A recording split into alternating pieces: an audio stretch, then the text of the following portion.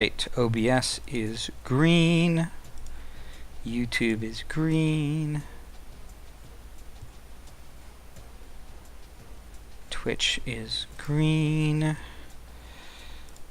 Alright. That alert is out. That alert is out. My brother is not at home. He is on the travel. All right. Good evening, sports fans. Welcome to League1, Season 13, Week 12. 2 away games for you this week. First, Syracuse at Virginia Tech, followed by Navy at Memphis. Bit of a late start this evening, so we're going to get right to it with a quick run-through of the Virginia Tech roster with the head coach of the Syracuse Orange, Coach Spectre.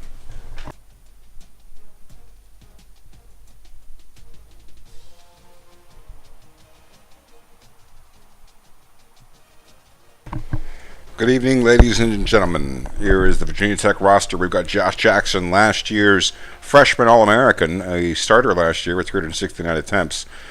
He has actually not improved on that 18-12 touchdown to interception ratio. He's 9-11 this year as Virginia Tech sports the 2-6 record. They did win last week. We expect he's good with his legs. 50 yards a game makes him certainly active with his legs, and he has enough athleticism, speed, agility, acceleration to do that. The halfback, Stephen Peoples, the senior, with 100 yards a game. Virginia Tech, a tailback-friendly offense, always has been. We expect that will continue. Doesn't appear they use a fullback. We've got an 84 getting 31 yards a game. An 80 getting 30 yards a game, 27, and then 30, 28. Out of the slot position, not too much there, and Cunningham with 30 yards a game. So a run-heavy offense with a 92 left tackle, an 83 left guard, an 82 center, an 80 senior right guard, and an 81 junior right tackle. The left end, Vinny Mejota, All-American, an 89. He's got 2.5 sacks this year. 83 impact player at right end, Trayvon Hill, with a couple of sacks. A 93 defensive tackle anchoring the front, who should be troublesome. Number 4, we'll be looking out for Tim Settle. He's obviously gotten off to a hot start in his NFL career as well. Ricky Walker, senior 83 impact player, probably benefiting from Settle's attention. Freshman 75 left outside linebacker with good athleticism. An 81 sophomore middle linebacker. And Tremaine Edmonds, the first round pick of the Buffalo Bills, right outside linebacker. Senior 99 overall. Number 49, absolutely deadly. Adonis Alexander's hurt. We'll see what the extent of that is. Rogers is an 89, Hunter is 79, and Floyd is 78. There's Tremaine Edmonds' brother, Terrell Edmonds, at free safety, also an NFL first-round pick. He's a 94 senior. The two brothers on defense for the Hokies, both outstanding, and then Mook Reynolds, also outstanding. The safety is something to be aware of, but the two Edmonds brothers being the headliners. Freshman Tyler Miller on the kicking game. And we'll check here real quick on the injury report as to the extent of Virginia Tech's injuries. But the two Edmonds brothers certainly healthy. Gives you cause for concern. Right outside linebacker and the free safety. Alexander with a shoulder tear out for 5 weeks. And McLeese, the backup halfback, out for a week. So a little bit of good news for Syracuse fans on the injury front. We're going to try to limit turnovers. We're going to try to get the W here on the road against a team that still has plenty of talent. We're going to turn it over to Coach Ninja here and giving you that classic play-by-play. Enjoy.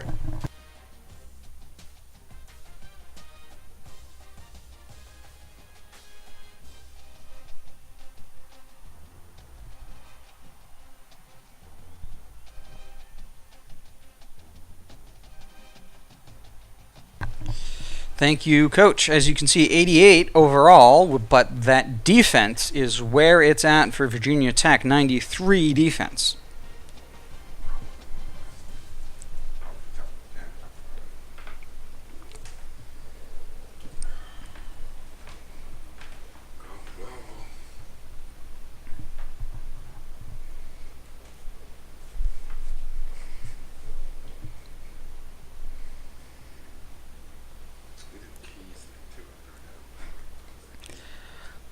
Virginia Tech, 29th in the country against the run, whereas they are 113th in points per game.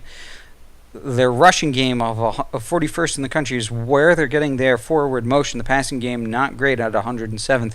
It is the defense overall that is better, but in this high-powered year, they're losing games because they're scoring 7.2 points less per game than their opponents.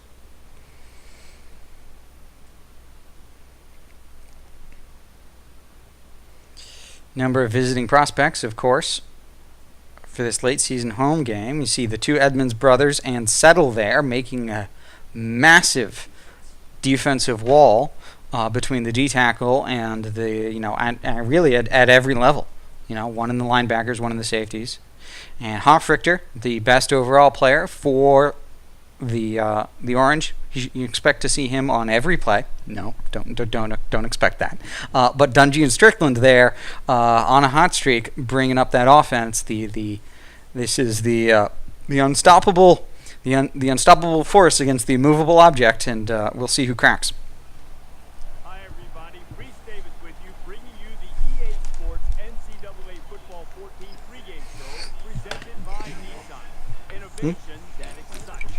Syracuse has run the gauntlet so far this season. They sit because in either game, life or football, the margin for error is so small. I mean, one half a step too late or too early, you don't quite make it. 1/2 second too slow, too fast, you don't quite catch it. The inches we need are everywhere around us. They're in every break of the game, every minute, every second. On this team, we fight for that inch. On this team, we tear ourselves and everyone else around us to pieces for that inch. We claw with our fingernails for that inch. Because we know when we add up all those inches, that's gonna make the fucking difference between winning and losing. Between living and dying. I'll tell you this, in any fight, it's the guy who's willing to die who's gonna win that inch. And I know if I'm gonna have any life anymore, it's because I'm still willing to fight and die for that inch. Because that's what living is. The 6 inches in front of your face. Now, I can't make you do it. You gotta look at the guy next to you. Look into his eyes. Now, I think you're gonna see a guy who will go that inch with you. You're gonna see a guy who will sacrifice himself for this team because he knows when it comes down to it, you're gonna do the same for him. That's a team, gentlemen. Spanning more than 10 successful seasons and covering the country from California, Ohio, North Carolina, and Virginia, this is League One NCAA football. Having won the coin toss, the Orange elects to defer. And we're going to see the start from the Virginia Tech Hokies, already seeing something that's a little surprising. A fullback is on the field when we thought they really didn't have one to speak of. Looks like he's playing tight end.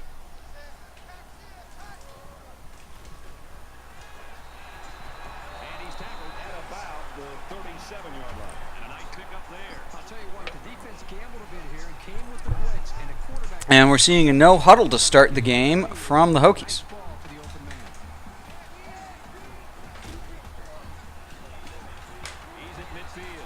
And Stephen Peoples with the 19-yard rush, a clean running lane, and then some broken tackles.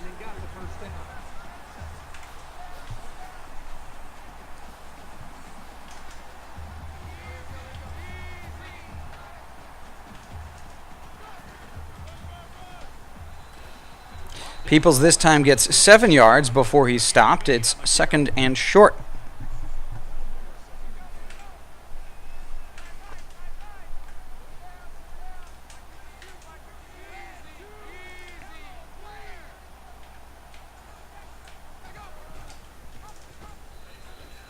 Andy Thomas, I believe the fullback, tackled for no gain. And once again, more hurry up, 3rd and short now.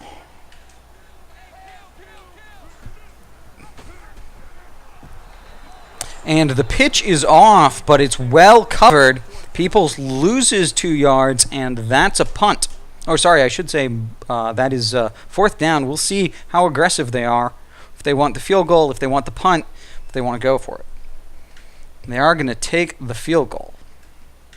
Attempt is going to be a long attempt. They're on the 39. They'll line it up for a very long field goal attempt. Virginia Tech is looking to go up by 3. It's up. And it is short. It'll be a good field position for the Orange to start. Today, holding a spot in the top 25, but barely at number 23. And for Clemson, win this one, and they're bowl eligible. And for Bryant, he has 1 touchdown pass. The Tigers have the lead, 10-3, late in the first quarter.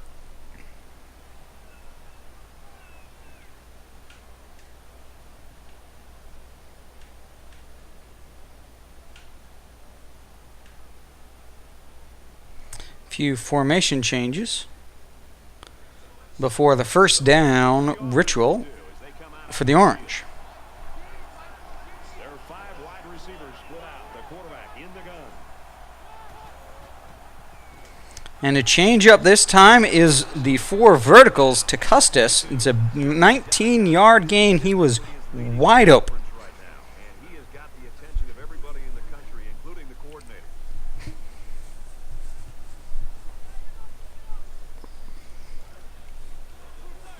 From the 42. You can see those 2 impact players right up on the line of scrimmage. One of them's a linebacker. Strickland comes in motion.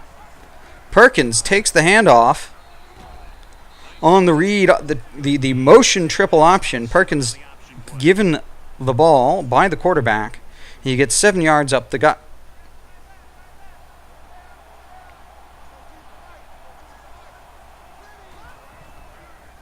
Dungy scrambles out now, not liking any of the coverage. He slides down, not being able to get out.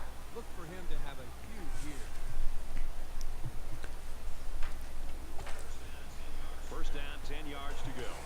Ball on the 27-yard line. Handoff is to Strickland, and he gets 4 yards up the gut out of the shotgun. Strickland gains about 4 yards on the play.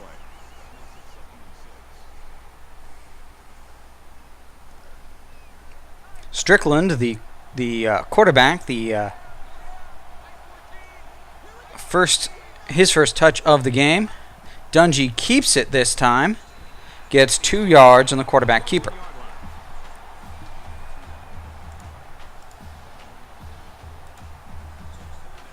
So it's 3rd down now, and they're going to need about 4. 3rd and 4, spread set, 5 wide receivers. Custis is open on the drag route, and he catches the ball short and leans over the line for the first. The Orange now in the red zone.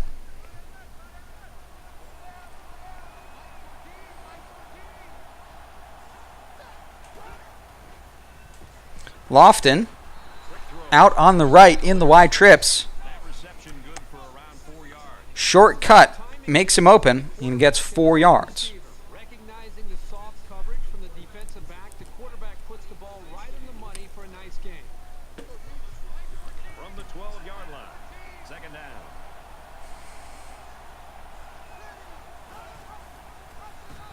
Dungy holds on to the ball, but the defense is on him. He gets 0 yards. You're gonna find. He will make the tackle every single time.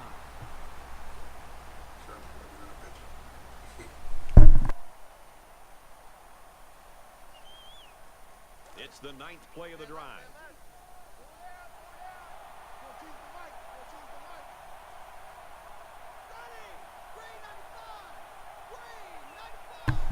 An I formation now for the Orange. Strickland, sorry, Dungy on his back foot throws to Anoisi, who breaks just in time for the touchdown. The tight end scored that time, and with authority.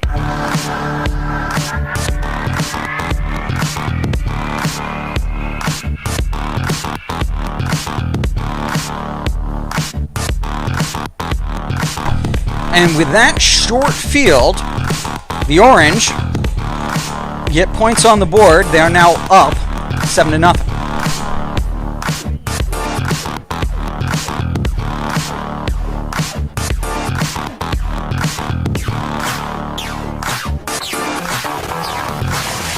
Game and score a touchdown. He just drills this one. And it goes into the end zone, down for a touchback. Syracuse really got things working right now for them. I can't think of a better start. That's exactly the way they had hoped to see this game go. I mean, anytime you can start the game with a stop, get your offense out there, they move the ball down, put points on the board. We are continuing to see a fullback and 2 halfbacks. And while they are behind, they know they can knot things up in a heartbeat. It's way too early to change the game plan. And Peoples breaks outside, and he's going to run all the way. He's going to be hot. The extra point to tie this game up. And he tacks on the extra point. And tied ball game now.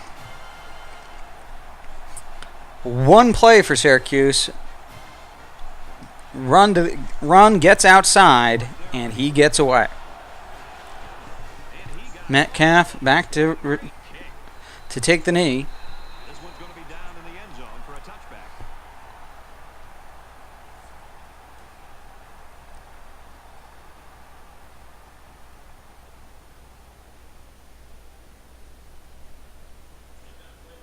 They've got to play with some focus and smarts here. They don't want to make a mistake and suddenly find themselves trailing.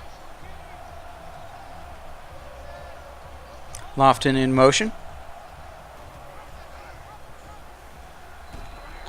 And Dungy gets 5 yards Syracuse got a guy behind center that can before getting tied up. Herbie. I mean, he's a dual threat. He can hurt you with his feet and his arm. With this guy, it's PYP. Pick your poison. From their own 30-yard line, it's 2nd down.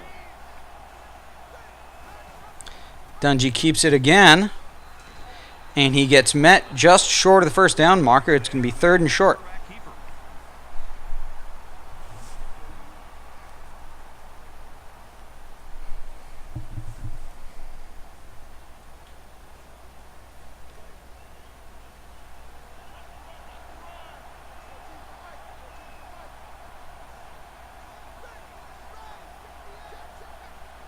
Dungy audibles. And the handoff is to Perkins, who gets 1 yard. And that's enough for the first down. Situational play calling. Running strong on 3rd and short, it'll move the chains. 1st and 10. Ball on the 36. In the shotgun and 5 wideouts. Dungy scrambles out of the pocket He tries to buy some time. and slides after an 8-yard gain when nobody was open. I really like the decision to tuck it and run here. He waited and found no one open, so instead of throwing it away, he just took it upfield for himself. 2nd and 2 here, as we see Tanuvasa come in a heavy set.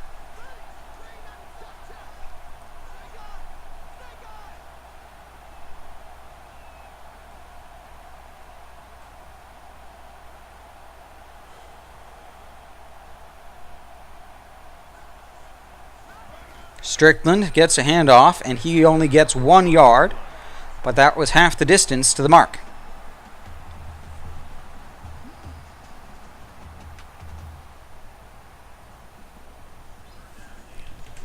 It's the fourth third down so far for the Orange. They come out in a 5-wide set. Inoisi, out in the flat, has lots of space, stops short of the sideline to catch the ball before going out of bounds. Short throws are just as effective as the long ones. About 80% of the time, the team with the most first downs wins the game.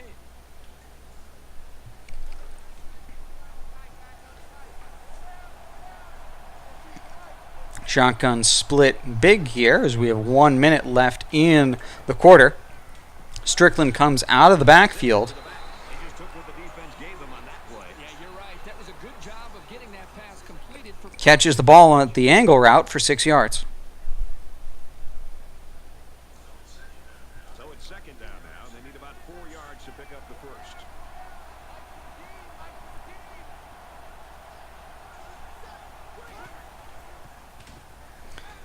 Strickland once again comes out of the backfield. This time he gets 7. Back-to-back passes to Strickland get first down. are very effective because they tend to wear down the defense over the course of a game, especially when they get you a first down and keep the offense. Quarterback in the gun. Empty. 5 wide receivers in the formation.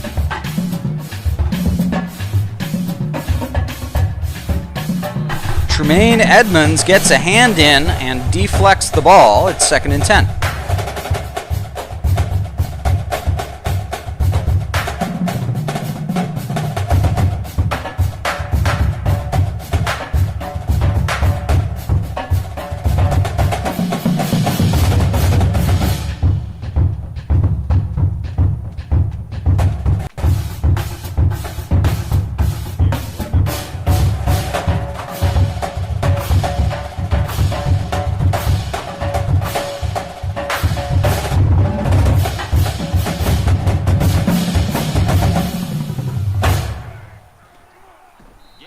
And a fantastic play by Strickland to spin move the defensive end.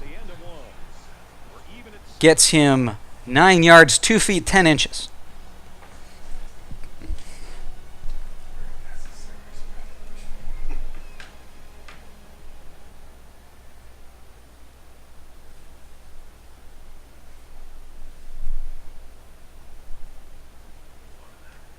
Welcome back to the action. Just about set to start quarter number 2, and we're all tied up. They'll line up with 5 wide receivers. And Dungy likes the look, decides to run the ball for the first down out of the spread on 3rd and short. Here's the 12th play of the drive.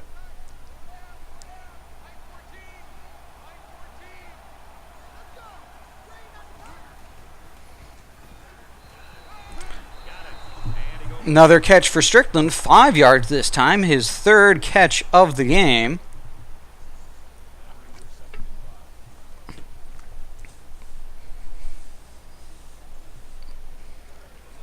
Currently, both teams tied at 111 yards of offense. Field in the gun with 5 wide receivers. Inoisi way out in space. He's got an angle. He gets a 20-yard gain. Coming across in the drag route, Dungy just had to wait for him to be open as he ran past the zones of the defensive coverage.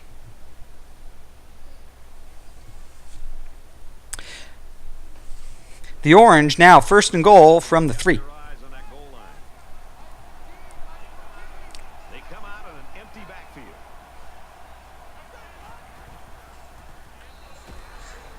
And Jamal Custis is there for the 3-yard reception.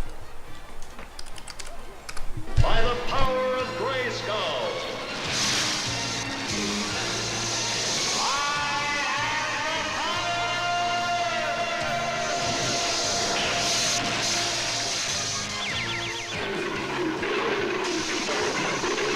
Cringer became the mighty Battle Cat, and I became He-Man, the most powerful man in the universe. Only 3 others share this secret. So a 14-play, 75-yard drive, and it's good for 7 points. It takes the Orange a few more plays than it took Virginia Tech to go all the way down the field, but it means that they are up now 14-7, and it's going to be the defense going to see what they can do against this option run attack that Virginia Tech is playing, with Peoples in the backfield, a fantastic runner. And this time Josh Jackson is flushed from the pocket. The protection breaks down and he throws the ball into the dirt. It's now 2nd and 10.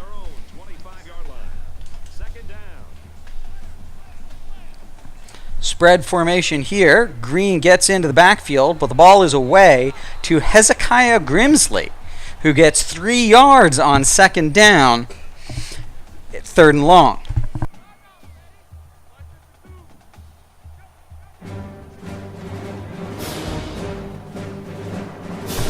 Green once again dives for the shins of the quarterback, forces him to get a little nervous. He throws it away. That's a punt. That's a 3 and out here for the Virginia Tech Hokies. An excellent defensive performance from the Orange this time around. Metcalf with some moves. He's dodging guys left and right, and he gets out of bounds just the other side of the 50. A 26-yard return by Metcalf. Momentum swings have been fairly even, and with so little separation, this game can be drastically changed on just 1 or 2 plays. 5 wide receivers now. Dungy, he's scrambling.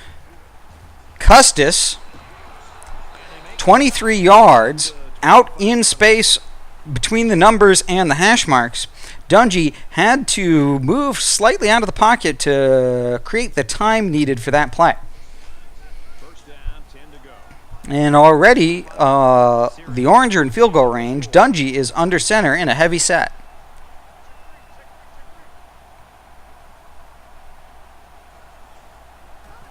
Strickland gets the handoff, and he is met in the backfield. That's a 0-yard gain.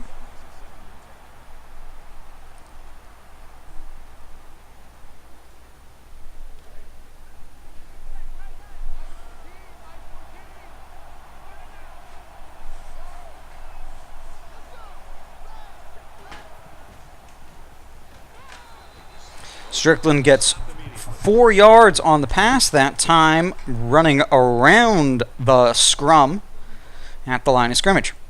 It's now 3rd and 5. Syracuse on the Virginia Tech 20.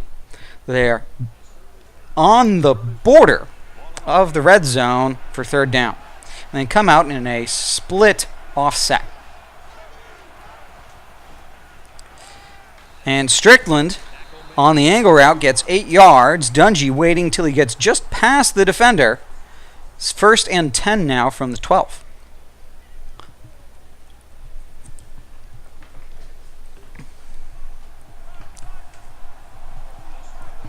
They'll spread the field with 5 wide. They got him, and it's And Floyd jumps in the zone, and that is a turnover. Son of a bitch! Give me a drink! Son of a bitch! But this can't play with me! Son of a bitch! If I can't get clean, I'm gonna drink my life away! Yeah! pass complete. Chris Cunningham, 4-yard catch there as he gets immediately tackled, and Green was just short of getting to the quarterback. 5 wide.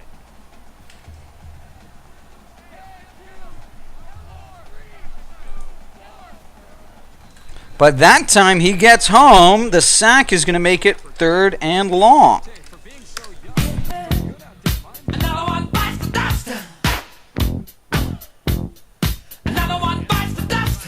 And another one gone. Another one gone. Another one bites the dust. Hey, I'm gonna get you too. Another one bites the dust. Shoot up. Scoop Bradshaw goes up for the deflection after Josh Jackson is flushed from the pocket and throws it short. The forced punt rescues the interception thrown by Dungy.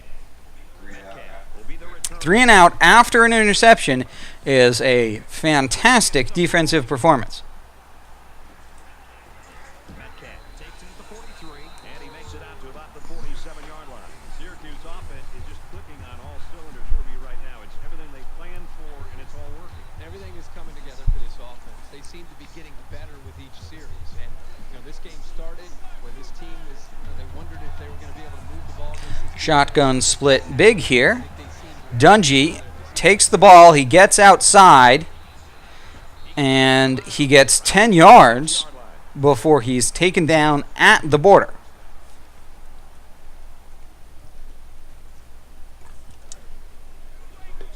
From the 36-yard line, first down. Syracuse is up 7.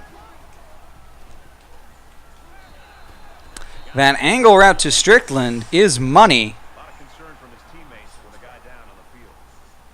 although there is an injury on the play.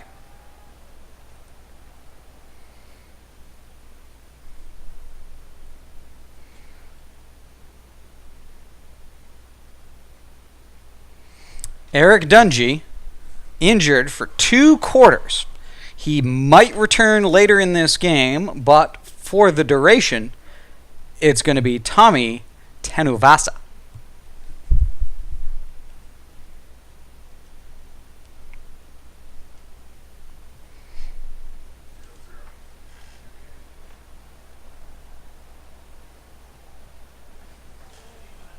They need about 3 yards to get the first here on second down. There are 5 wide receivers split out. The quarterback in the gun. Tommy Tanuvasu scrambles out of the pocket. He's got all sorts of quickness. What a play to set him up. And that is a fantastic way, 22 yards on the ground to start Tommy Tanuvasa's game. Sorry, he had one play earlier, but I believe it was a handoff. But he'll be playing for the duration here, and that's a fantastic start.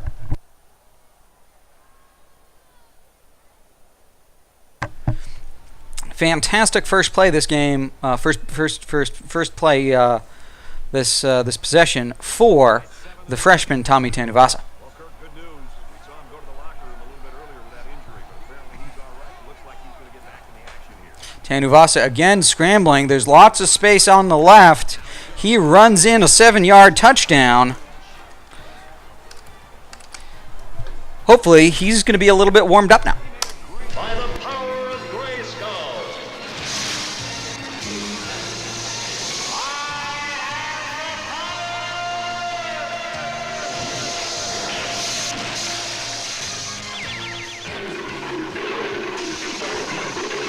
Cringer became the mighty Battle Cat, and I became He-Man, the most powerful man in the universe. Only 3 others share this secret. A 4-play, 46-yard drive, and they come away with a touchdown. After a punt, a turnover, a punt, and an injury, Tommy Tanuvasa goes 29 yards on his feet for a touchdown to make it a 2-score game. Syracuse already at 21 points, outscoring Virginia Tech's average points total per game this season. Peoples in the backfield, tight end on the left. Handoff is to Peoples. He gets slowed down and gets a 40-yard rush. And the Hokies are scrambling back to the line of scrimmage.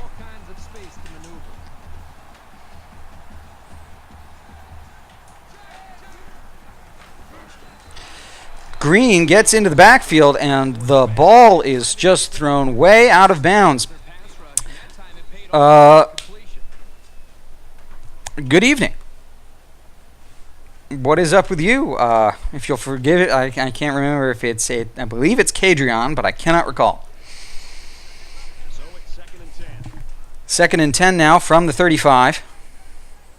Shotgun normal halfback week here for Virginia. Cunningham gets 0 yards as the linebacker closes on him right after the catch.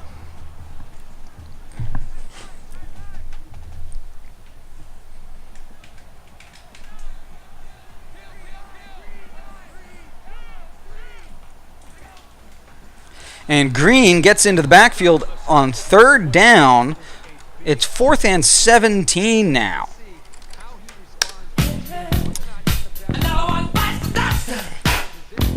And Coach Coyne has joined us. He's wishing, well, I presume he's wishing the Syracuse Orange good luck. Another long field goal attempt for Virginia Tech.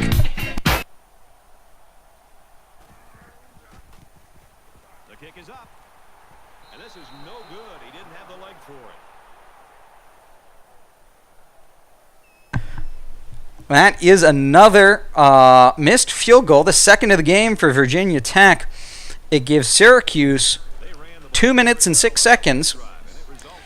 At the end of the second, they've got 3 timeouts, and they start with the ball at the beginning of the third. Tanuvasa doesn't like any of the openings.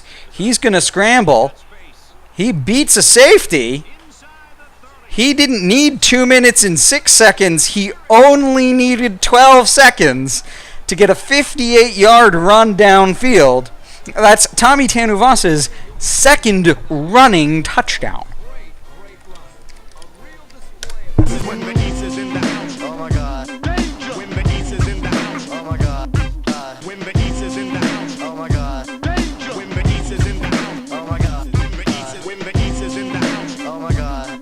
When the East is in the house, oh my God. When the East is in the house, oh my God. When the East is in the house, oh my God. Oh my God.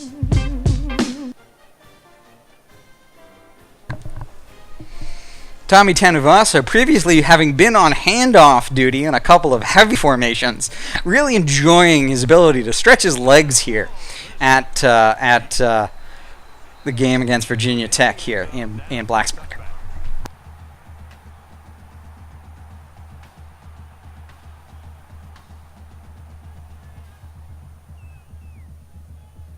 Things are on the verge of getting out of hand before we even hit the half. These next few drives are going to go a long Up by 3 scores now. Virginia Tech is the one who's got 2 minutes and 3 timeouts. Patterson gets 5 yards. He's caught short and in bounds, forcing Virginia Tech to spend their first timeout on their very first play of the drive. Spread halfback week here. Gets to the feet, but Carroll is open. And he's got a blocker. Williams can't get around the blocker. And Carroll gets a 70-yard touchdown. Josh Jackson, 6 out of 10 now, but that one was a big one. And not to take anything away from the quarterback, but the wide receiver made this play. Breaking 2 tackles. And that's a block in the back that is not called. But unfortunately, we know that those are rarely called in this game.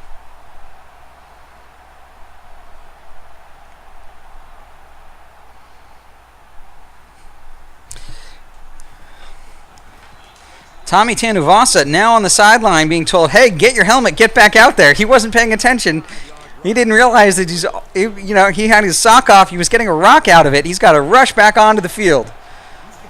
After this kick, Schumacher catches the ball at the half-yard line and returns it to about the 26.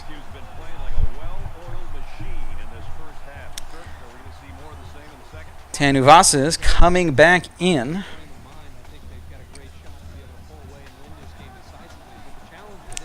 Up by 2 scores in the split big now. Tanuvasa has the ball. He gets 6 yards that time on the triple option out of the split big. He has rushed 4 times for 93 yards so far.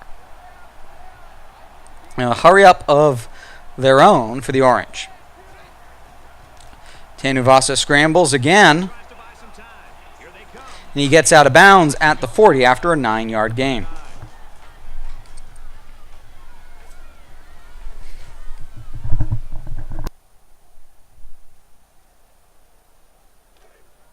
From their own 39-yard line. First down.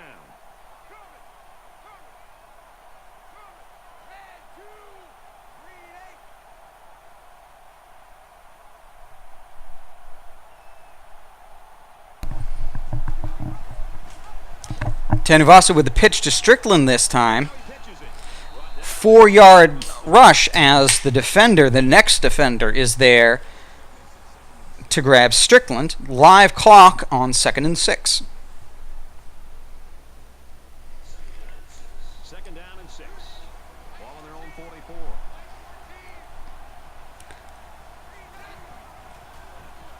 Strickland out of the backfield now.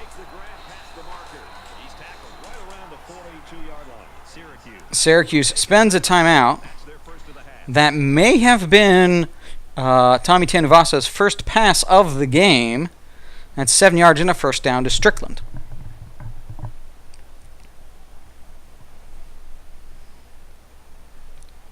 .39 seconds on the 42-yard line with 2 timeouts, and the freshman redshirt backup quarterback in the game, Tommy Tanuvasa, 1 for 1 for 14. Ball on the 42.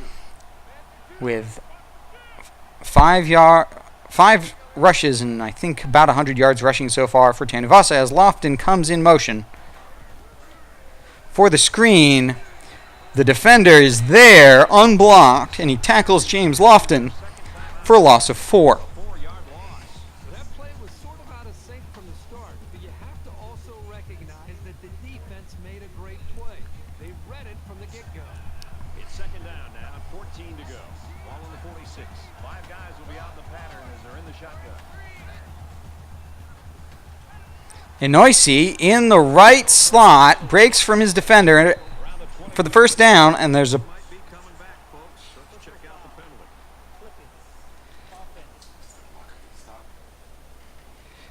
the clock is stopped, but clipping is called.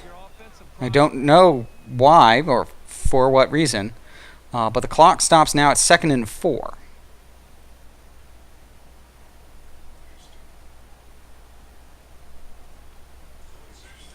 So it's second down now. They need about 4 yards to pick up the first. They'll line up with 5 wide receivers. Tanuvasa scrambling again. Lofton on the slant route. He's taken down at the 10-yard Stops short of the sideline, turns around and goes back inbounds for a couple of more yards. 22 seconds as Tanuvasa rushes to the line. And he spikes the ball at 21 seconds.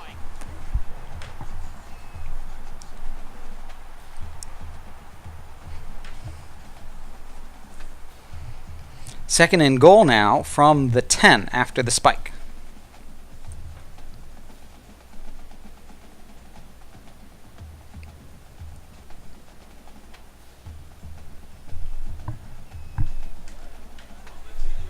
from the 10-yard line. It's second down.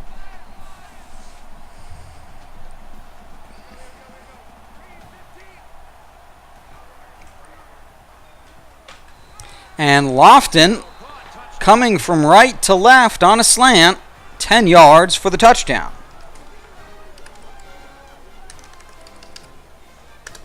And he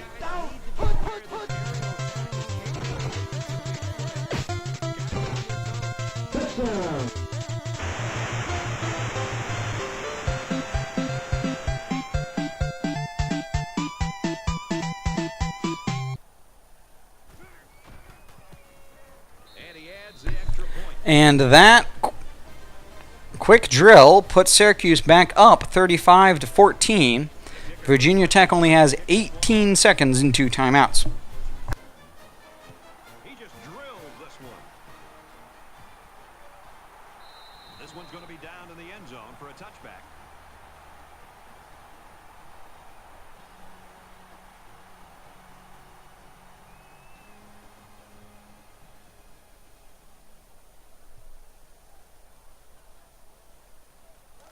quarterback did a really good job in the last drive of finding his receivers in space, and I bet he'll be looking to do the same thing again.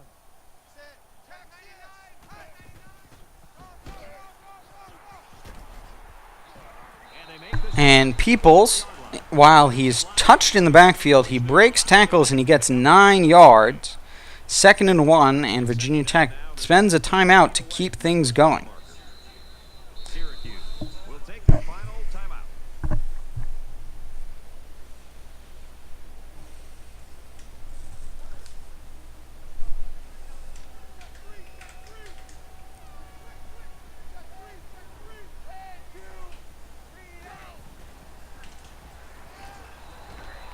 Hezekiah Grimley, 7 yards for first down. Takes 6 seconds.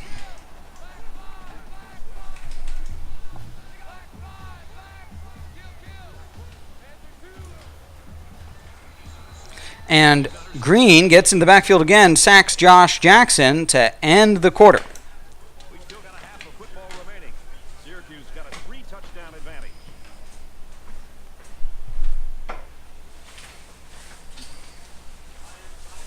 Hi, everybody. Glad to have you with us on the EA Sports NCAA Football 14 halftime show presented by Nissan. Innovation that excites. Reese Davis, David Pollock here in the studio as always to lend a little perspective to what just went down in the first 30 minutes. Both these offenses were off chains in the first half. Defenses were completely powerless. David, you know I'm your biggest fan. I believe you're going to be a Hall of Famer someday. Great defender, but every game wasn't perfect. I remember a freshman game that you had at Georgia against Florida. Gators kind of got it rolling. What's that like for a defense out there when you feel like they're a step or 2 or 3 ahead of you all the time? Well, it's frustrating, and a lot of times you don't have the answers. I mean, you sit there and you try new things, and you try the stuff you tried all during the week, and nothing works. And then you try something else, and it doesn't work. And sometimes it's just that the better players are on offense, and their scheme's firing at a new level or a different level than you are, and you can't keep up. But you got to find some kind of positive. You got to make some kind of big play. So you get that coach on the other side, maybe throwing his visor a little bit or getting upset. Like, okay, we didn't get to do it yet. I like that big man. I got ball plays going to work. Just about ready to start the second half. We're going to watch all the games around the country, including some coaches who like to sample the surface that they're playing on. I'll keep an eye on that. Yeah, I'm going to go to the cafeteria. You want some turf? Some AstroTurf or anything? Yeah, if they've got some, I'll chew on that in the second half. Here's the second half for you to chew on with Brad and Kurt.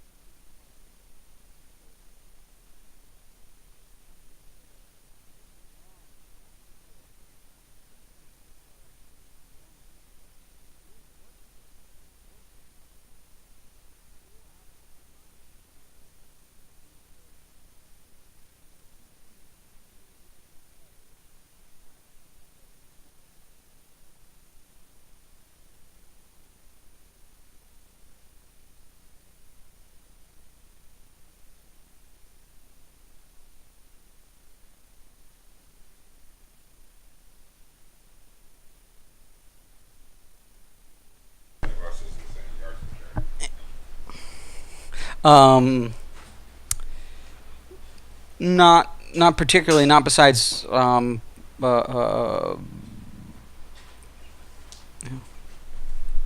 not really. Not besides everything I just already talked about when my mic was off, so they were only getting it through the through the laptop mic, but they still heard it. It was muffled or quieter, but I'm not going to repeat myself. And the Orange now back to return. Schumacher just inside the end zone, and he's going to take it out and gets to about the 24. And they push him out right around the 24-yard line. Syracuse dreams are a reality in this football game. They've scored 21 points in a row.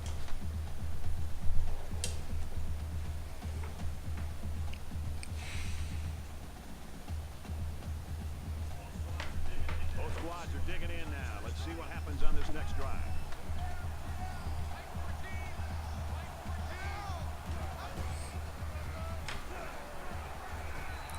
Taunivasa keeps it and gets 2 yards.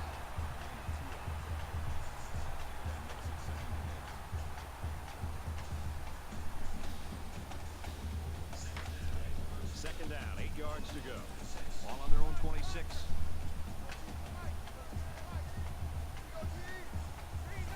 Handoff to Strickland this time, and there's a massive lane up the middle.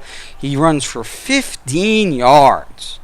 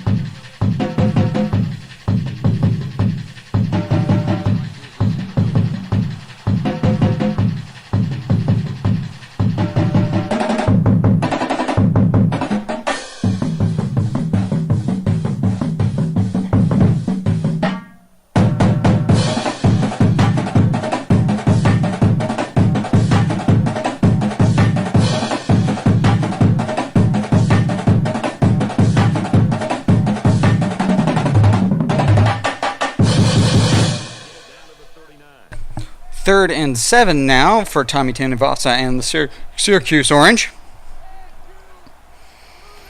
And they fake the handoff.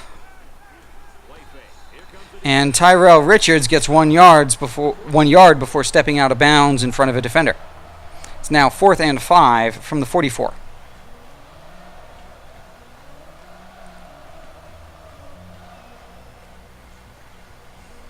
Hoffrichter back to punt. No, Murphy, I'm sorry.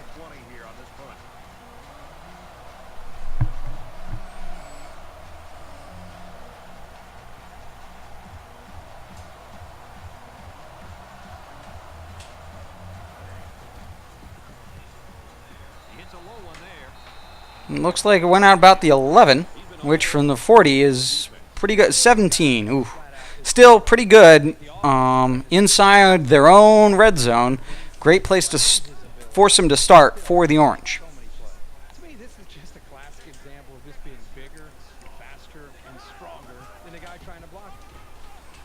Peoples on the right side.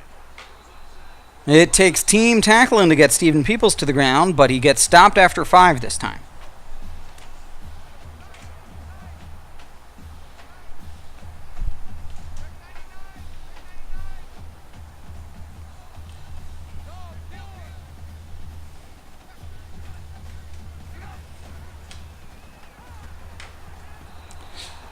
And Stephen Peoples almost escapes again the third man takes him down, making it 3rd and long here. The line of scrimmage from their own 20-yard line.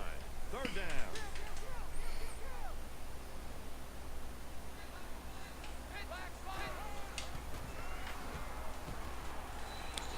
And he gets tackled for a 1-yard gain there, and that Successful running play. is a fantastic job by the defense for the 3 and out. Taking care of business every day. Taking care of business every way. I've been taking care of business. It's all mine.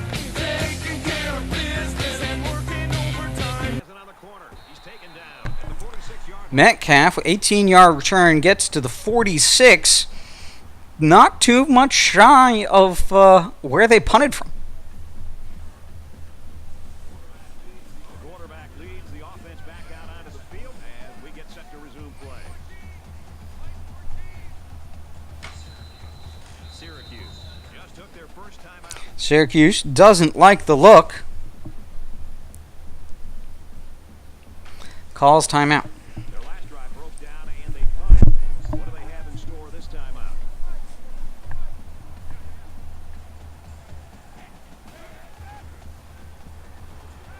Custis on the drag route there. Made the 39-yard line. Gets a 7-yard gain when he turns upfield to avoid the defender. And they're going to need about 3 yards to pick up the first down. They come out in an empty backfield. Strickland on the drag route. This time, though, defender is much closer, and he only gets 2 yards.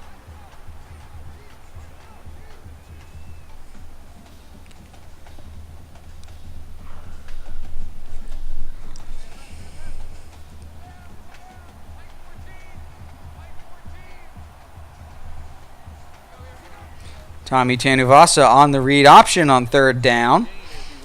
He keeps it and gets 4. Moves the chains.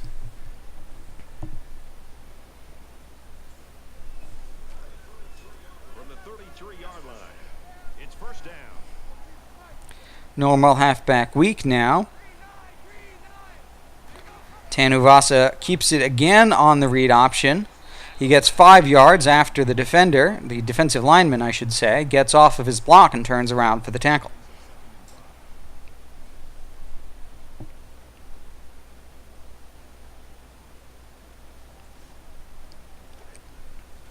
Tremaine Edmonds so far, 7 tackles this game.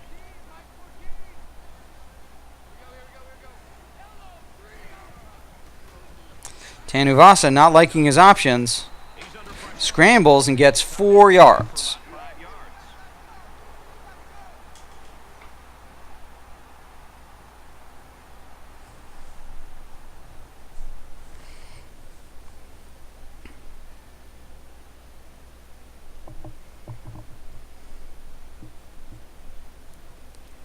Third and 1 now for the Orange.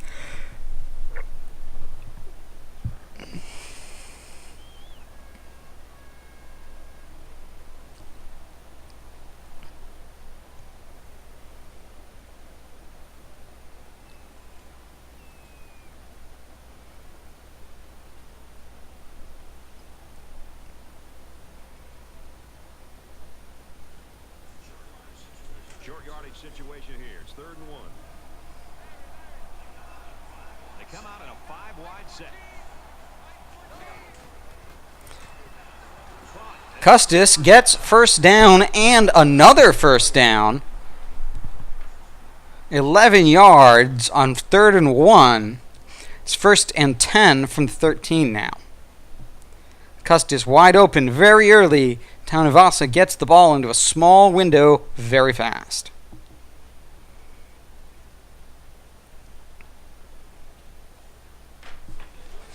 From the 13-yard line. First down.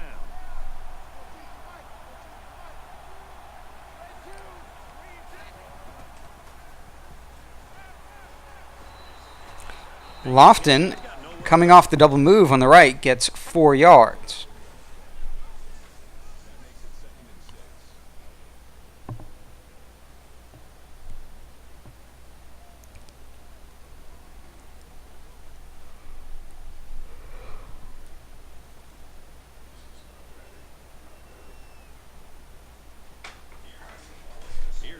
play of the series.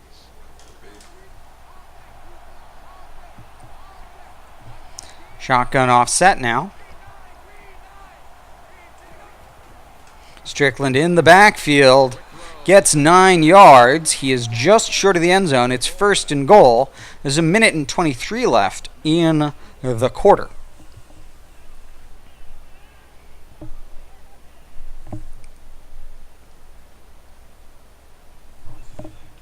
This is the 9th play of this drive. The quarterback in the gun. Empty backfield. 5 wide receivers in the formation. Tanuvasa scrambling. Now he tries to buy some time. Doesn't like anything. Gets hit at the line of scrimmage and leans in for the touchdown. That is great, tough football right there. Getting down to the goal line and just punching it in. hate me now. I won't stop, but I won't stop now. Can't stop, 'cause I can't stop now. You can hate me, you can hate me now. I hate you too, but I won't stop now. Come on, you can hate me now, 'cause I can't stop now. Come on, you can hate me now. You can hate me now. You can hate me now. Do it now, I told you, do it now. Let's go. Sends it sailing downfield. Virginia Tech takes the knee deep in the end zone. For a touchback. Virginia Tech's having a hard time doing anything on offense. Down by Opportunities, but they either turn the ball over or obviously don't execute on 3rd down. The 4 scores. third drive ends up We'll see what, if anything, is new in the playbook for this run-heavy team. chances at this point late in a game like this. Throw the ball downfield and hope that your receiver Quarterback is sacked for a loss. Nobody was open.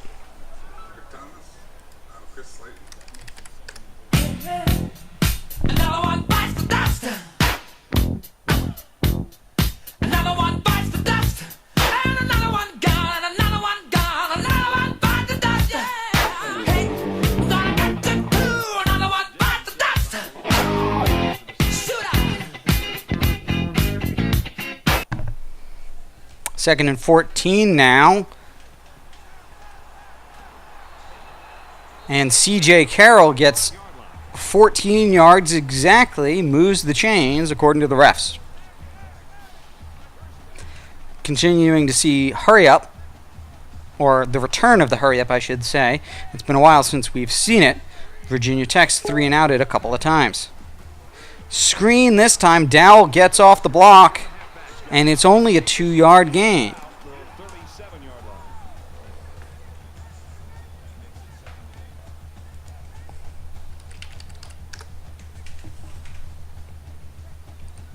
Second and 8 now, waning seconds of the third.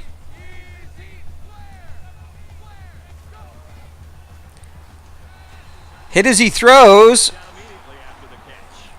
Josh gets the ball to Hezekiah Grimsley. Josh Jackson to Grimsley on the sideline. Hit as he throws. It's another screen pass here to Peoples. He gains 5 yards on this one. And we reach the end of 3, and this game is all but decided. Syracuse got a huge lead. Not sure there's any hope for a comeback here in the 4th quarter, but Kirk and I are praying.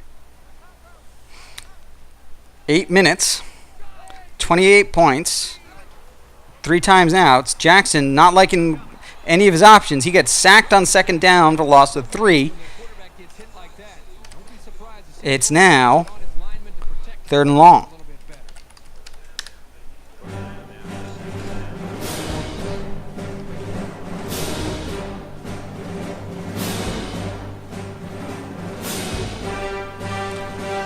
Another screen. Peoples gets 2 this time as the defenders work their way around the blockers. 4th and 5 now, and the offense has to stay on the field.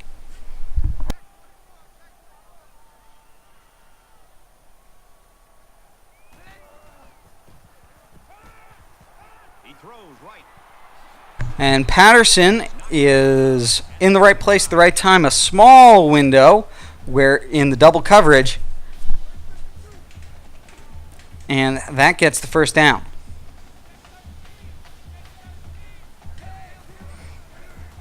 Jackson doesn't like what he sees and scrambles. Gain of 2.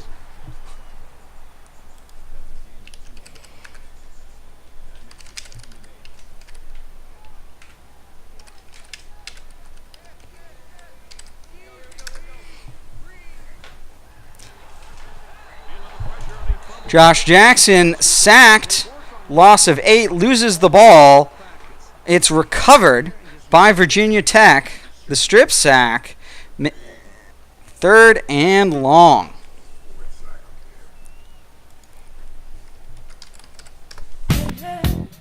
Another one bites the dust. Another one bites the dust. And another one gone, and another one gone. Another one bites the dust. Hey, gonna get to two. Another one bites the dust.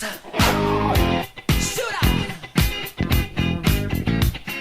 Kill. Under heavy pressure. And he might want it all here and does. Missed it. Josh Jackson escapes, throws the ball into the end zone, and it's deflected. And we're going to see another long field goal attempt this time from the Hokies.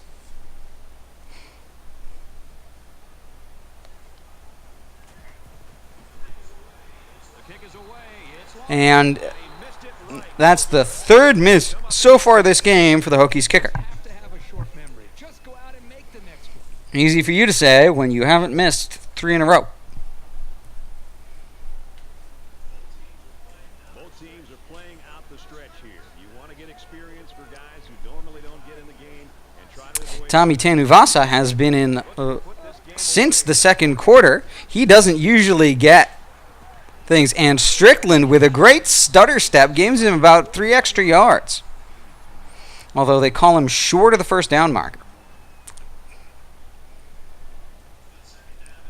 It's second down now. They're just a few feet away from that first down marker. 2nd and 1 now.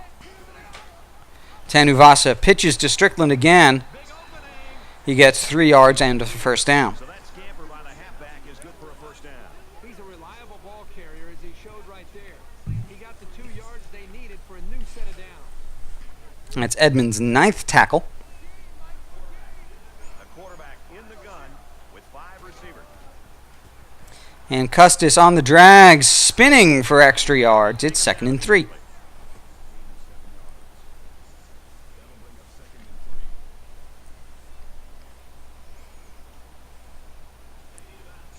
They need about 3 yards to get the first here on second down.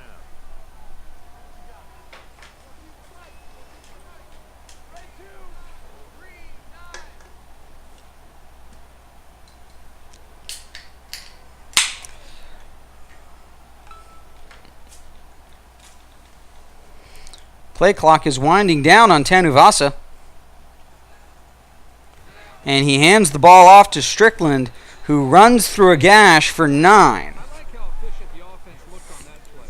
Everybody knew their assignment, and it all came together for a nice run.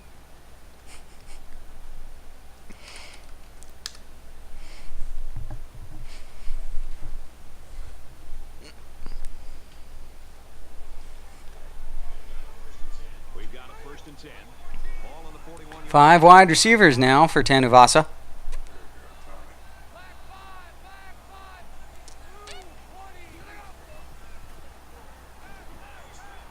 Now he's scrambling. And he waits for it patiently as Anoisi works his way to the right side of the defender for the long gain just before he gets hit.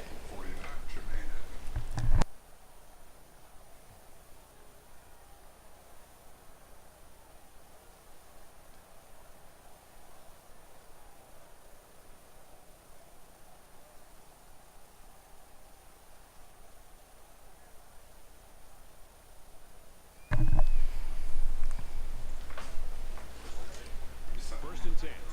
Ball on the 22. There are 5 wide receivers split out. The quarterback in the gun.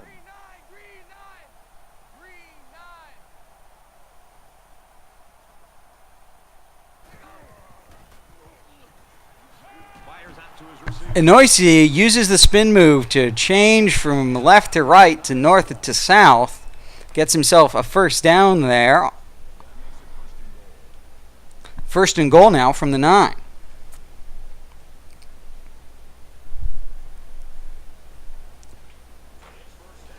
It's first down, and they'll be looking for 6 points here. Syracuse comes to the line holding that commanding lead. Tanuvasa hit as he throws. Does he let go of that football? Yeah, he's going to feel that one tomorrow.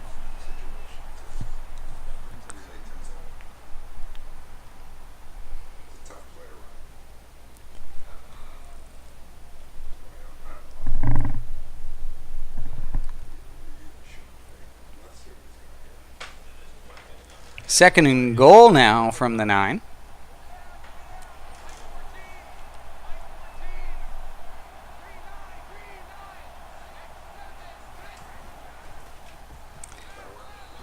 And Strickland gets 6 to make it third and short. You know, it may be simple, but whenever you can gain solid... That's his 11th catch of the game.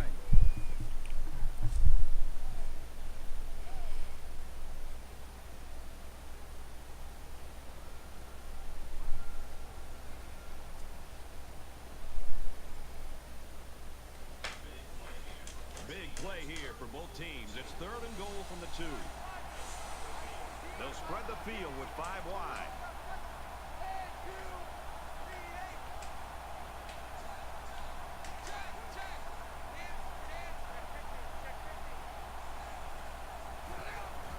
Tanuvasa scrambling. He's scrambling. And he scrambles to the far side of the field and runs in the touchdown. Well, this quarterback has great instincts, but he showed his smarts here as well.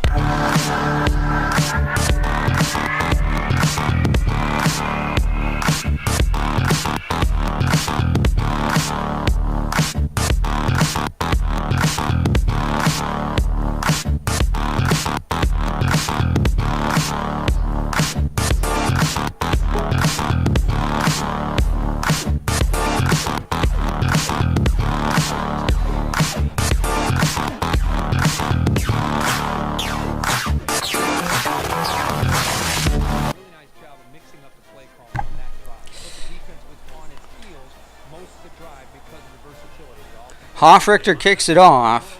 Virginia Tech has 2 minutes and 45 seconds with which to perform miracles. Down to the end zone for a touchback. Syracuse defense, they've got the it factor. The it factor, the swagger, whatever you want to call it, when they take the field, they know they're better than you. And as a group of 11, they play like they know they're going to stop you. I don't expect any once-in-a-lifetime rallies here, but that being said, we could still see some exciting plays. And the ball is thrown away.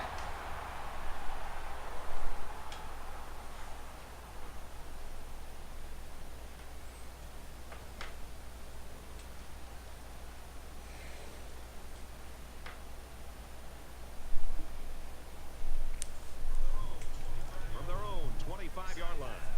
Second down. Just under 3 to go in regulation.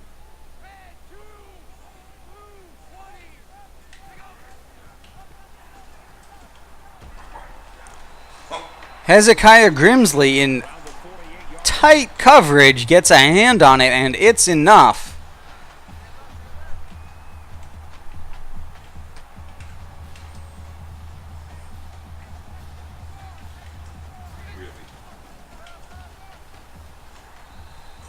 People 6 yards before being decked.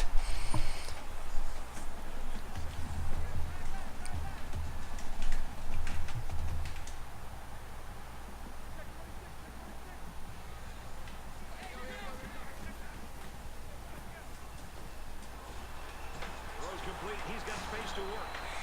And Chris Cunningham gets 15 there through a gap in the zones.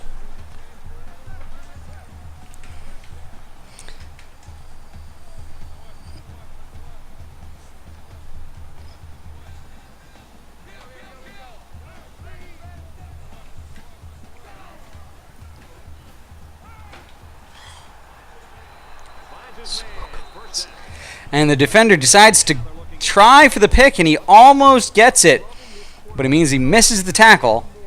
Lets the wide receiver gain a couple of more yards.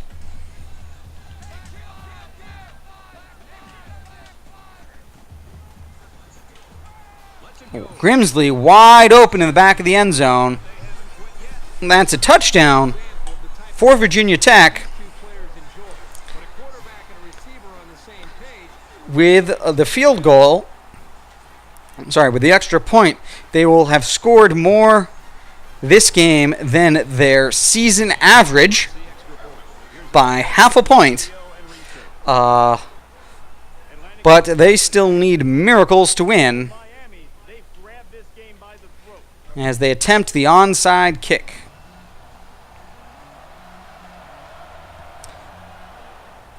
Lavaro gets the ball and has space and gets a decent return even. Syracuse shown they're every bit as good on offense as the stats would suggest. The thing that stood out to me is they are anticipating what this defense is trying to do to stop them. When they see blitz, they're able to check. Tommy Tanuvasa, the Syracuse Orange, up 49-21. A minute 49 left on the clock. Virginia Tech has 3 timeouts. Strickland in the backfield. Runs the angle, 9-yard catch. 2nd and 1, live clock. Short yardage situation here. 2nd down and 1. Tanuvasa keeps it on the option, 2 yards. It's 1st and 10 from the 30.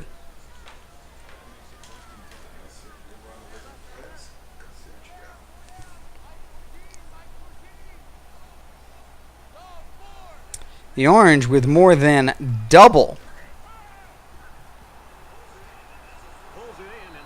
the first downs, in addition to more than double the points. Adley Anoisi there with his 6th reception of the game. Tanuvasa throwing the sideline, the out routes angle thing off his back foot. And Custis in the end zone for the touchdown.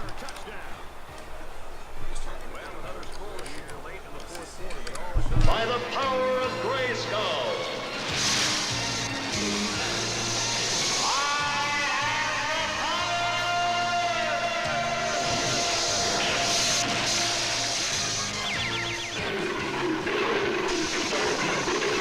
Cringer became the mighty Battle Cat, and I became He-Man, the most powerful man in the universe. Only 3 others share this secret.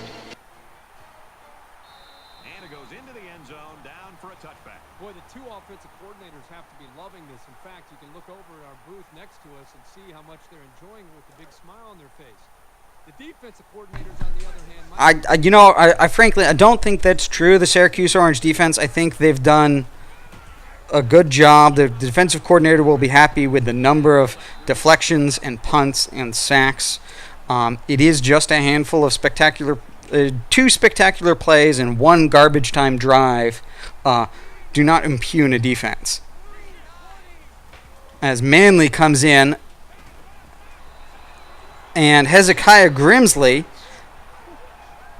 the pass from Josh Jackson is backwards. It's now 3rd and long. Ball on the 28.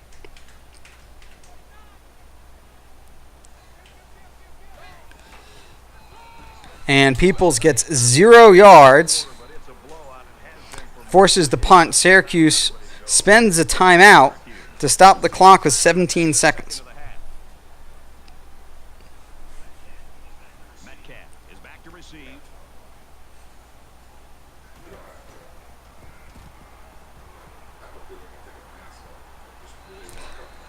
He's tackled at the 31-yard line. Metcalf disappointed in his blockers there, as coach says, get your ass back on the field, Tanuvasa. I want to see what you can.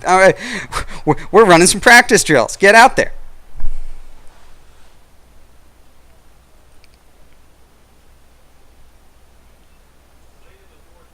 Late in the 4th quarter, this game's not even close. It's a blowout. A lot of folks have already gone home, and Herbie, I think we're going to make our dinner reservation.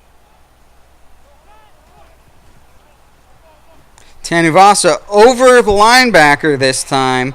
16 yards to James Lofton. And a hurry up.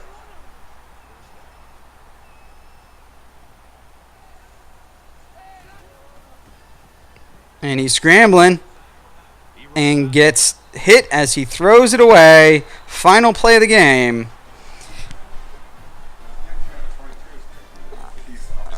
Yeah, 56-21. Tommy Tanuvasa, 19 out of 22. A fantastic game for the redshirt freshman. Came in the middle of the second quarter with the injury to Dungy.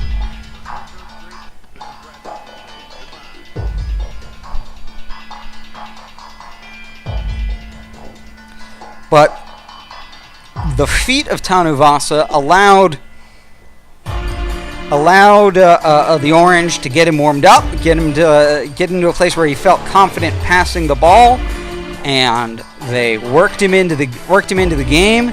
The pick by Dungy, then the injury to Dungy, both of which could have thrown the game much more to an even keel. But the Syracuse Orange kept their hand firmly on the tiller and maintained control of the game despite those two serious hiccups in the first half, and they never let go. Tommy Tanuvasa, the story of the game, excellent help primarily from Strickland, the receiver of a lot of those early catches for Tanuvasa, coming out of the backfield on the angle route. A tremendous amount of support from Strickland allowed the rest of the team to keep doing what they normally do when Dungy's on the field.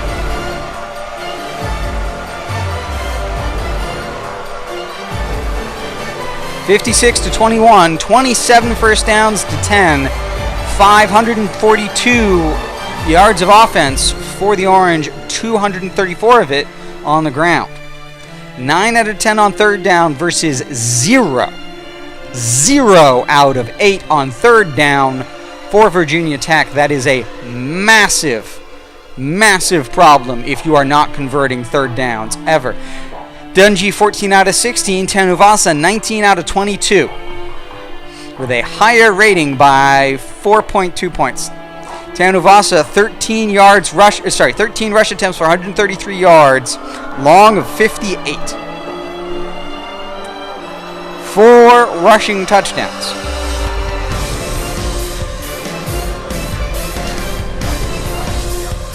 Yep. Custis and Inoisi getting key catches, as well as a few to Lofton, although I think most to Lofton were from Dungy. But those 12 with the 5-yard average to Strickland, really key for getting him into the game. 4 sacks by Green.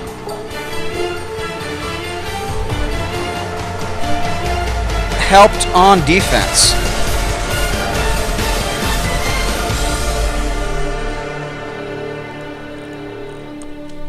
All right, thank you for joining us for the first of our doubleheader this evening. We're going to take a quick break, followed by Navy at Memphis.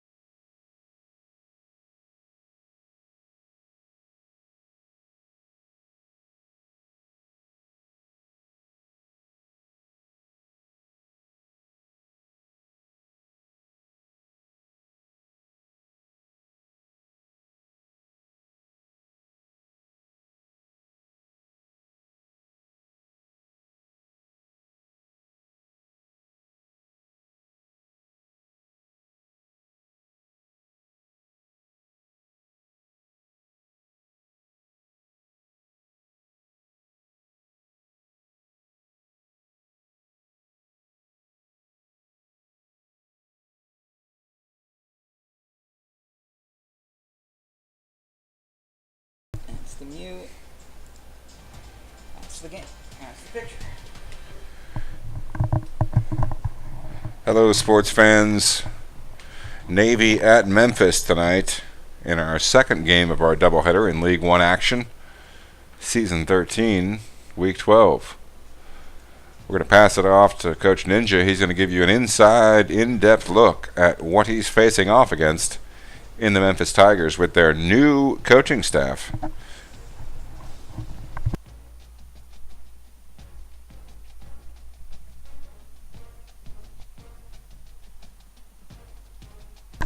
So first off is a sophomore 89 quarterback with awareness and speed and agility and acceleration. So he's going to be good. He's going to be good years to come. He's got 200 yards a game and 11 to 6 touchdown to interceptions. He's got 250 attempts so far this season.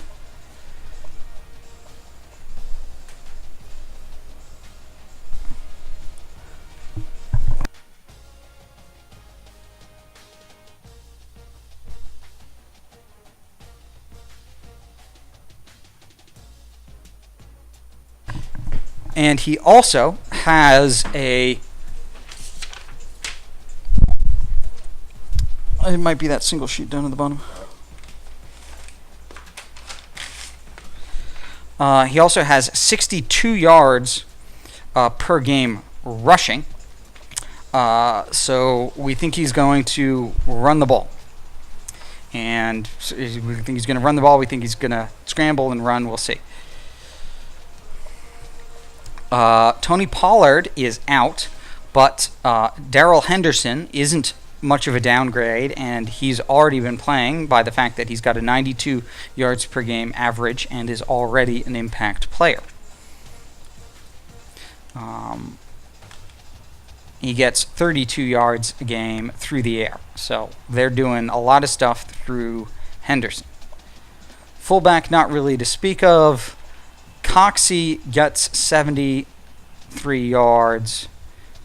Williams gets 40. It's really Williams and Coxey through the air, and Magnifico as well. William, Coxey, Magnifico through the air. Offensive line is 82, 80, 91 center. 78 guard, getting help from the 91 center, and an 86 right tackle is a solid line with one weakness right next to their one strength, their strength and so all right. So Khalil Johnson is injured. Wilson is playing. John Tate is also injured. Wilson can't be in both places at the same time, so it's going to be Wilson and Hill as starting ends. D-tackle Gentry is an impact player, backed up by Cooper and Goodson. Austin Hall is a solid left outside linebacker. Curtis Akins is a good middle linebacker, but they don't have much in the way of depth. And Nehemiah Augustus is injured. He's out. So Terrell Carter is going to be playing right outside linebacker. Now, he's got speed and agility, but he doesn't have awareness or strength. Corner, Wyndham is an impact player. Lewis is good. Carter's playing linebacker, so we're going to see Lindsey as the nickel back and Gordon as the dime back. Safeties are 83 and 86 All-American, so they're solid, but another place that Carter can't afford to be the backup since he's starting somewhere else. He's their all-around backup on defense. So it's going to be Lindsey instead on backup, or if they need a third safety. All right. Sophomore Riley Patterson is the kicker, and Jenkins, 77 freshman, is the punter. They're going to have legs for a few years after this. They don't have to be worried about that. So They only passed to about 3 guys, tight end, 2 wide receivers, well, and the halfback. They put a lot of mileage through the halfback and the quarterback. So we're going to see what they do. We think they run some option and some passing, but without a better scouting report, we just don't know. So we're going to take it one step at a time. They are considered to be better than the Navy midshipmen in a lot of aspects. We're just hoping not to turn the ball over, play some good defense, and hope to take advantage of their vulnerable rush defense to possess the ball, control the game, and run it down.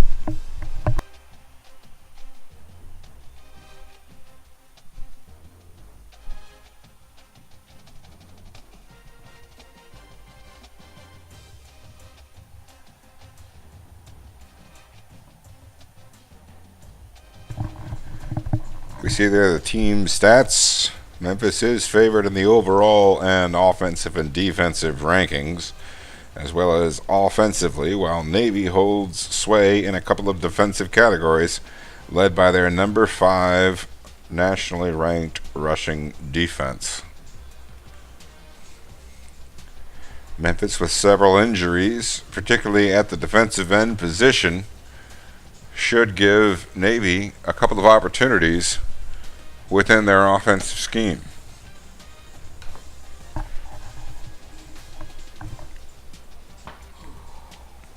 Second game of League One action, doubleheader, about to get underway. A 91 overall Memphis hosting Navy, led by Coach Ninja, an 84 overall team.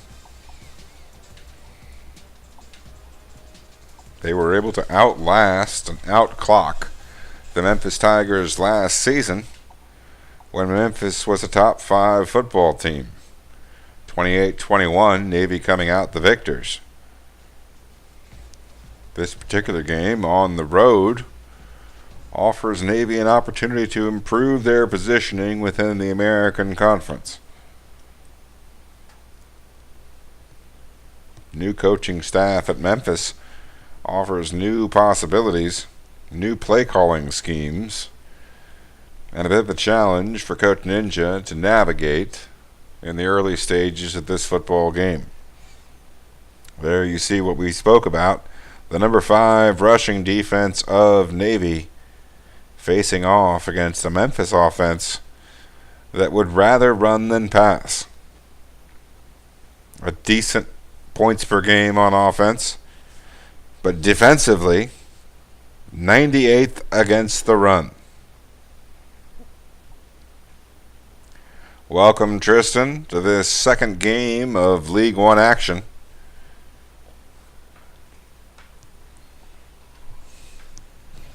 As Navy travels to the Liberty Bowl to take on the Memphis Tigers in American Conference action. Presented by Nissan.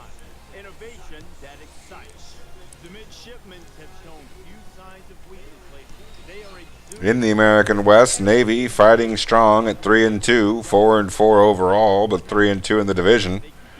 2 games back of SMU. That game awaits us further on down the schedule. Navy hoping to remain in the fight here and get a big conference win.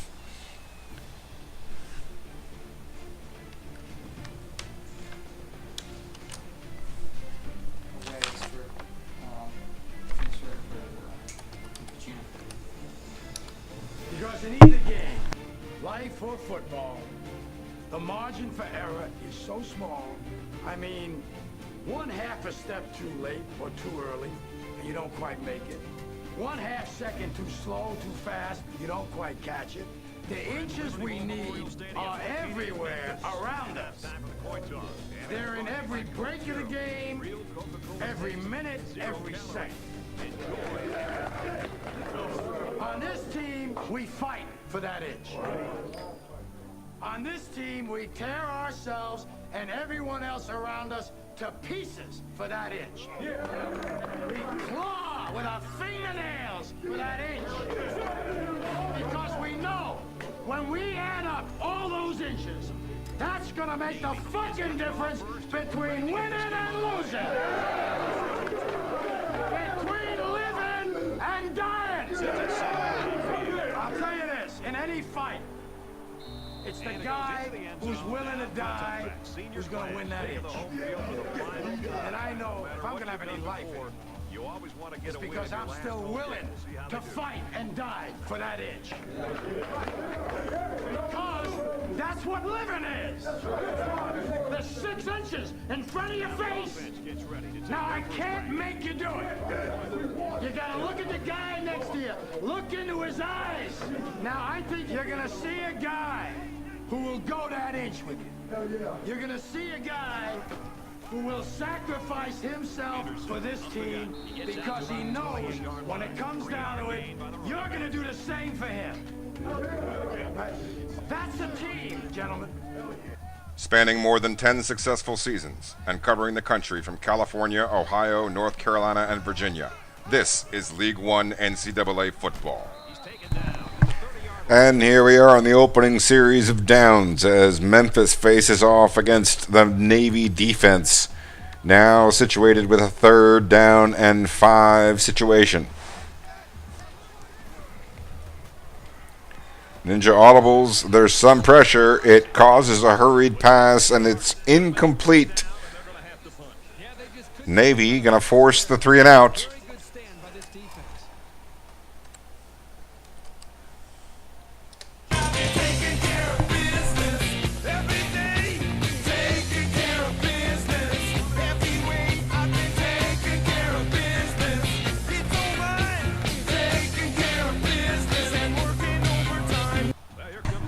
Good, solid 16-yard return by the Navy special teams. Excellent punt return. Sets them up with 1st and 10 on their own 39-yard line here in the early going in the Liberty Bowl in Memphis, Tennessee. No matter how loud this crowd's going to get today, I don't think he's going to have much of a problem of blocking them out and playing his game. So here comes the offense taking the field for the first time today. Early machinations for the Navy offense. They come out with 5 wide receivers.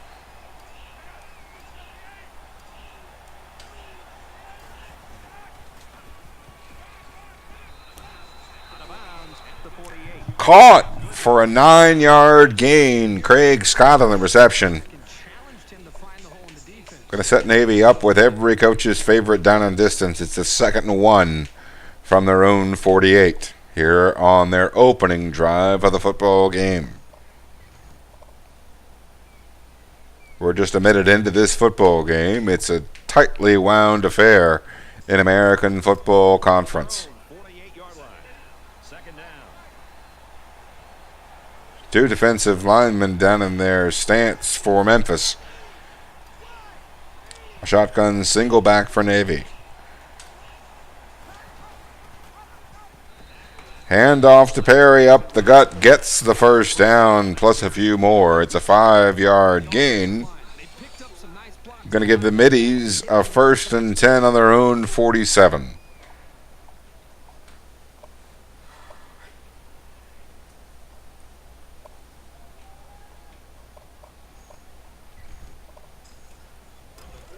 From the 47-yard line. The Memphis Tigers logo occupying the right side of the screen as Navy takes over in Memphis territory.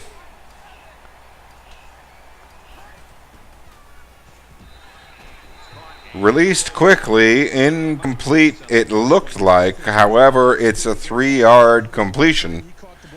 Going to be 2nd and 7 now for the midshipmen at the 44-yard line.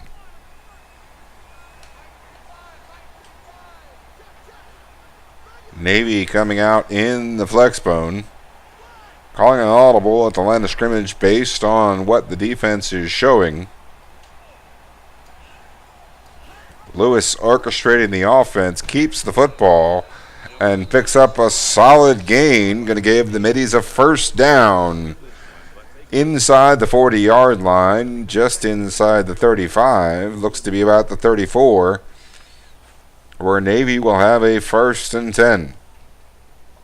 They'll call it the 36. almost in field goal range. First down, 10 to go. Ball on the 36. 3 down linemen for the Tigers. The middies coming out of the eye tight.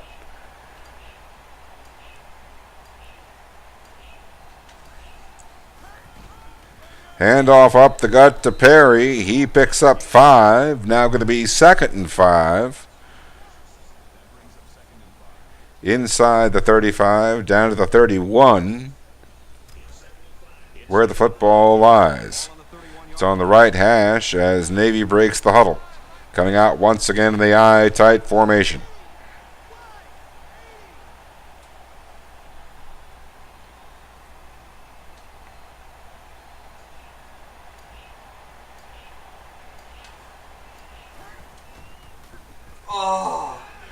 Intercepted by Lewis on the crossing route. He breaks free and clear until a shoestring tackle saves the pick 6.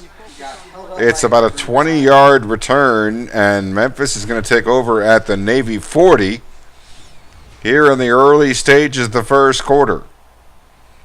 You see Coach Ninja consoling his quarterback, doing a little bit of teaching there on the sideline.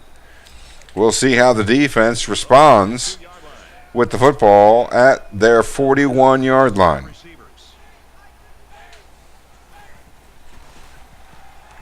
Caught over the middle. It's not quite enough for the first down. It's a 9-yard gain to DeMonte Coxey. It's now going to be 2nd and 1, but it is inside the 35 for Memphis. They come out in twin tight ends themselves, but Navy suffocates the running game. Coxey only able to pick up 1 on his first carry of the football game. Now going to be 1st and 10, though. Navy having to respond to this no-huddle Memphis Tigers attack. Hand off to Coxey to the right. A couple of Navy defenders there contain him. It's a 1-yard gain. That's Coxey's 2nd carry for 2 yards. The middies responding once again to the no-huddle, and still now the tight end goes in motion, looks to be a wide receiver. It's caught over the middle, breaking free and clear and into the end zone on a quick slant. Looks to be clipping against the offense. We'll see how that reflects the play. It is not going to be a touchdown. It's going to be 1st and 10 on the 18. That's a 6.18-yard penalty against Memphis. And Navy has an opportunity here to rebound. We'll see what happens. 18-yard line, the marker, as first down sees the Tigers break the huddle. Coming out strong to the left side with a tight end and a fullback, and it's a run to the left. Picks up 6 for Darrell Henderson. That's his longest carry of the game, just his 3rd, though. Now almost a minute remaining in the first. Henderson, once again, the impact player, breaks 1 tackle, but not the second, is held up short of the first down marker, as we now see 3rd and 2.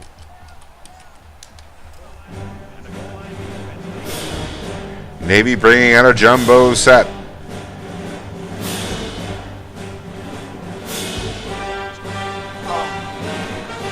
And David Moore is able to fall forwards across the first down marker. Going to be 1st and goal here inside the 10. Looks to be about the 7-yard line where Memphis takes over. They quickly hand off to Henderson. Up the gut he goes. He picks up 3. Now going to be 2nd and goal.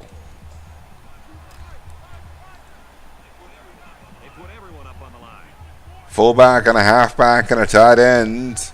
Navy responding with a heavy set.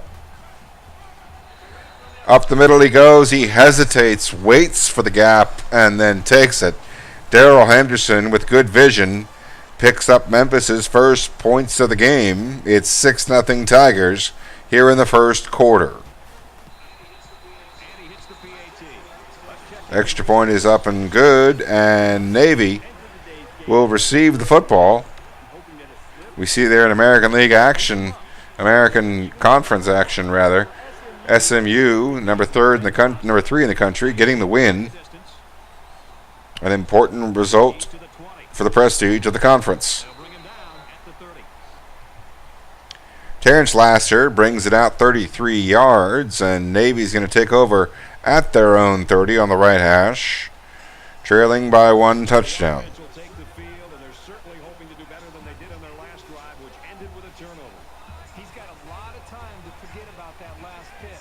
Shotgun wide trips facing off against the 3-3-5 front from Memphis. Fakes the handoff up the gut. Lewis keeps it, picks up 4. And Navy begins their next journey.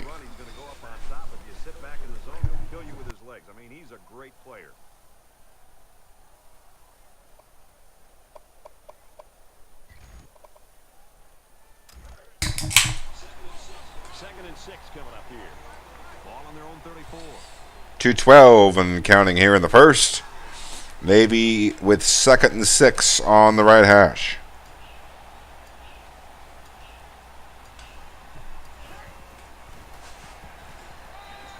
Angle route of the backfield. He beats his man. Malcolm Perry able to make the catch and hang on. Instant contact. But it results in 3rd and inches.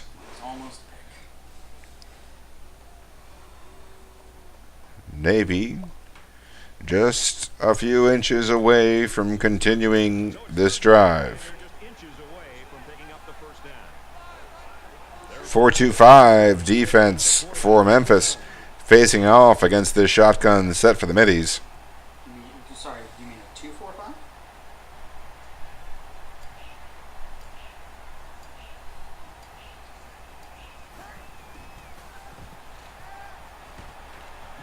Caught by Carmona.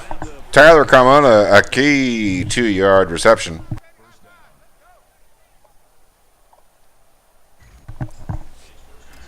That's going to be a fresh set of downs here on the left hash. Go with the middies.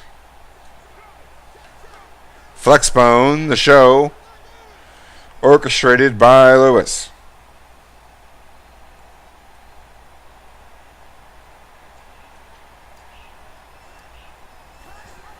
Man in motion to the right, and Lewis keeps it. Picks up 4. Now going to be 2nd and 6. Navy football near midfield. It's 2nd down, 6 to go. Ball on 46.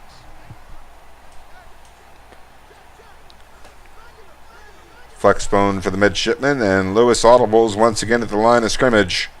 We'll see what happens.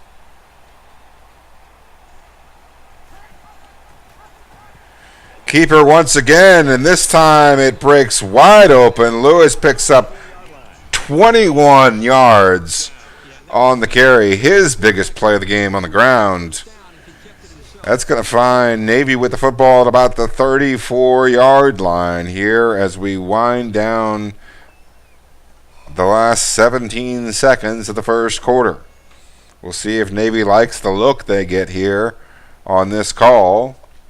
They'll have the option of taking this next play in this quarter or the next. 1st and 10. Ball on the 34-yard line.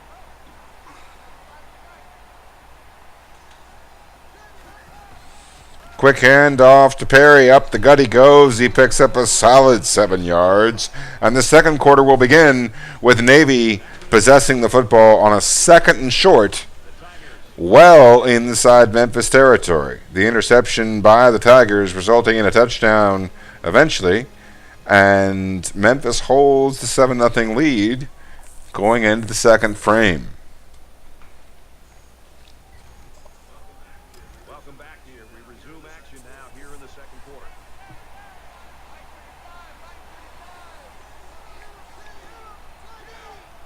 Flexbone by the Academy.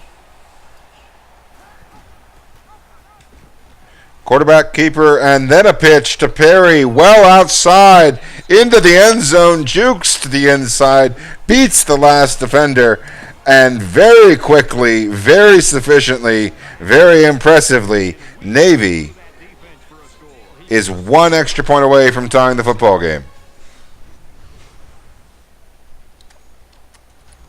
That is how you run the flex bomb.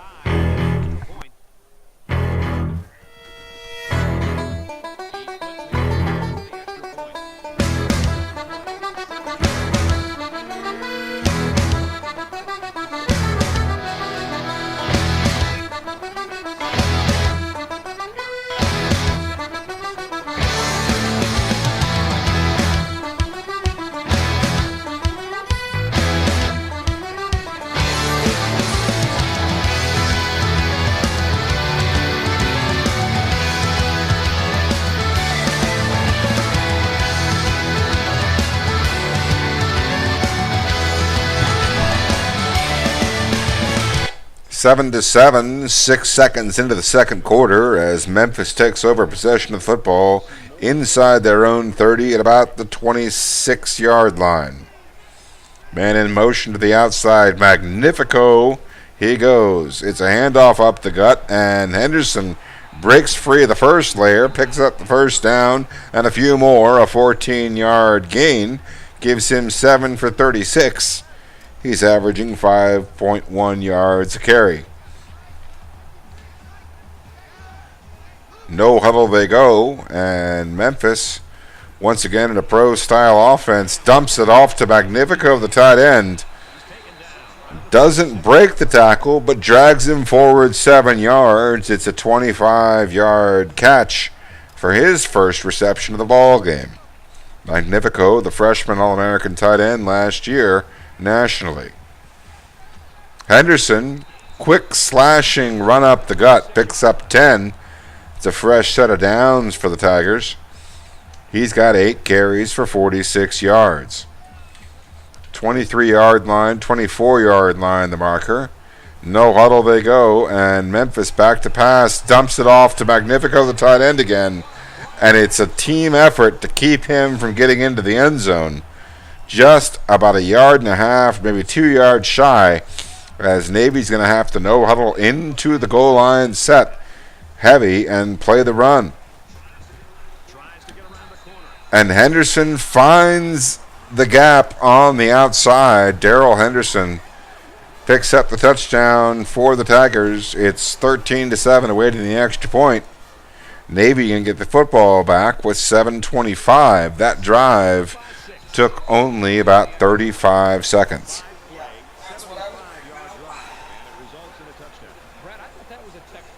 Plenty of football left here in this affair.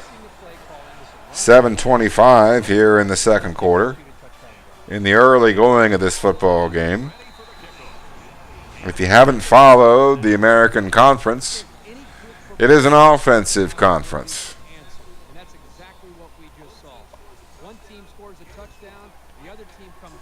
7-14, Navy down by 7 here in the opening seconds of the second frame.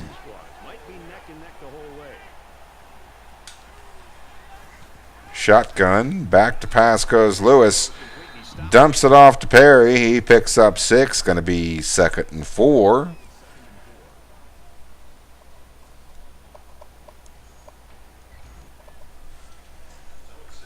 So it's second down now, and they need about 4 yards to pick up the first.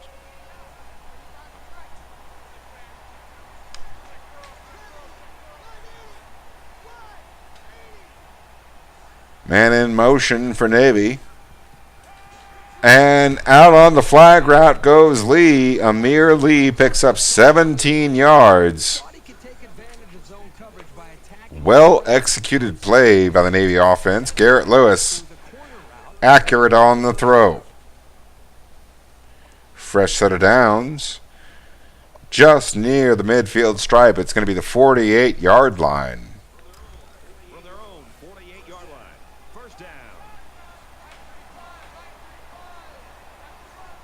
2 down linemen for the Tigers once again. Up the gut goes Perry, but this time he's met by 3 Tigers. Tackled at the line of scrimmage. Now going to be 2nd and 10.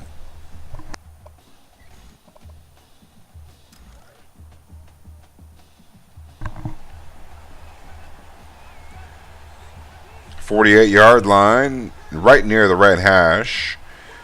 Navy coming out in the shotgun wide trips.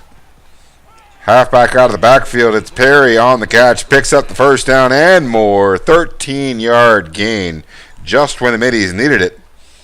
Now the ball rests at the 40-yard line with about 6 minutes remaining before the halftime break. It's first down. Both teams with 6 first downs here in the early stages of this football contest. Over the middle they go, and Carmona picks up 2.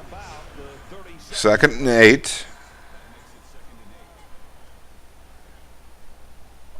Navy switches the ball from the right side of the field to the left.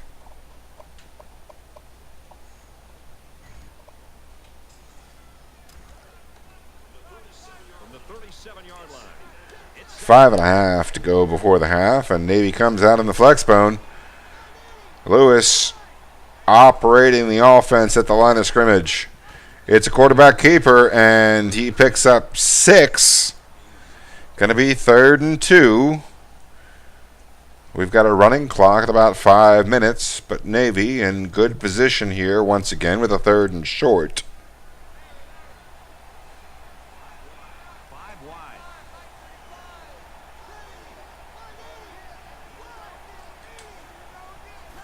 Lewis back to pass and quickly goes to Carmona. He hangs on to the football. It's a 6-yard gain. It's a key 6-yard catch. It's going to result in a first down for the Navy offense as they're now progressively moving closer and closer to that Memphis goal line.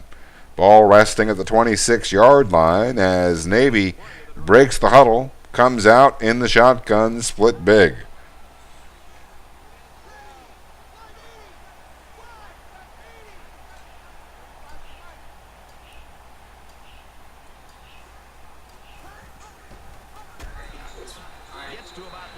Hammond picks up 1 on first down. Going to be 2nd and 9. A little bit over 4 minutes remaining in the half. The ball is at the 24-yard line on about the left hash. Maybe a little bit inside there. About halfway between the left hash and the midfield marker.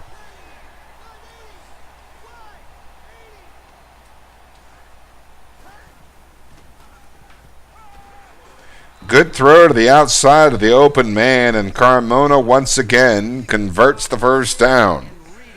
He's got 4 catches, and I'm willing to bet that 3 of them have converted first downs. 15-yard line is where the ball rests, exactly on the right hash. Flexbone is what the midshipmen offer. Triple option, and Perry picks up the first down, nearly gets into the end zone. A very successful triple option there out of the flexbone formation for the midshipmen. Finds them with possession on the 2. They have a little bit of work left to do. It's the 11th play of the drive.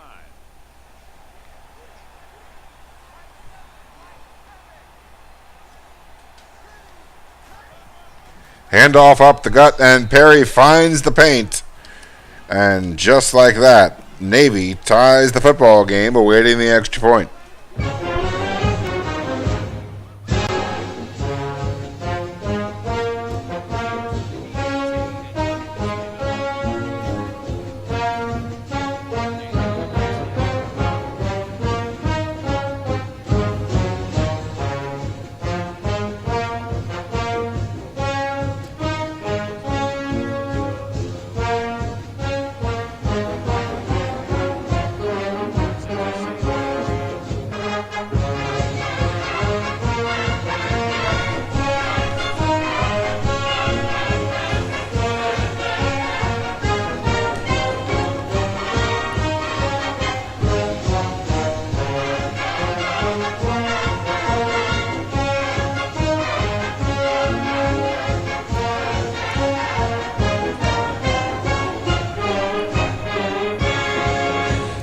We're locked in a 14-14 ball game, and it looks like a flag on the play.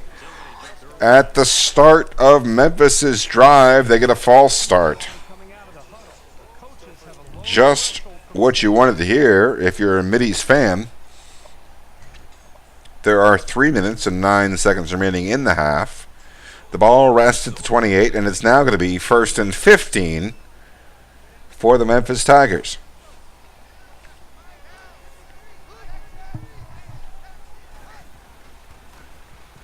Moore back to pass.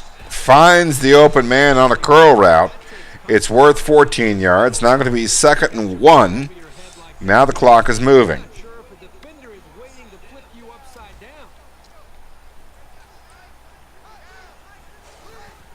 Man goes in motion. It's a running play. It's a jet sweep to the wide receiver.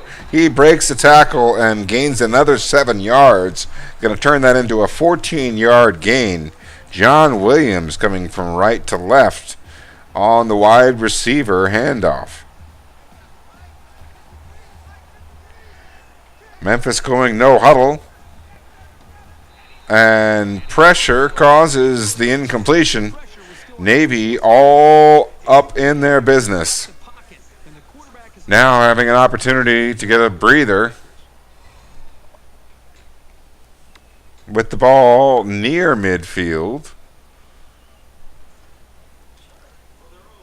From their own 48-yard line. 2nd down. 2:39 remaining. It's a running play, and it's contained. It's a 5-yard gain. Memphis probably going to look to, yes, indeed, going to go no huddle. Navy not going to call timeout. They're going to go no huddle as well.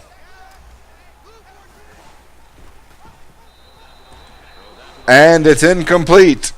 It's going to be 4th and 5. Navy's going to get the football back with an opportunity for a 2-minute drill with all 3 timeouts.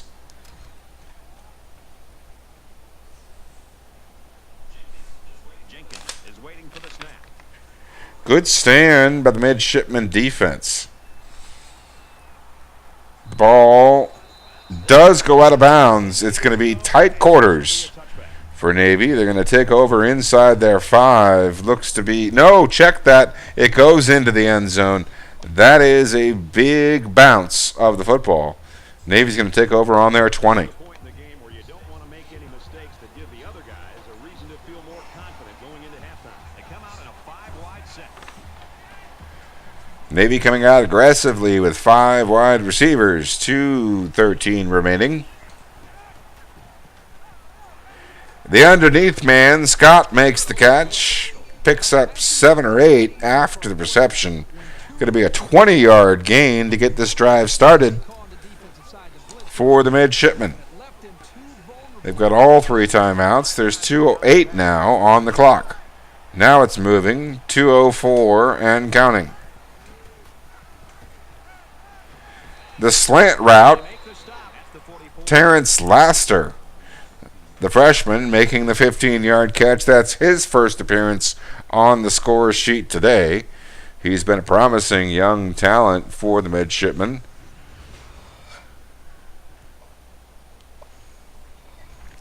As they cross the midfield stripe. 1:55 and moving is the clock. 1st and 10, the down and distance. Back to pass goes Lewis. It's tipped and still caught by Carmona. He picks up 9. That's just shy of the 1st down marker. That's going to keep the clock moving. Navy goes no huddle.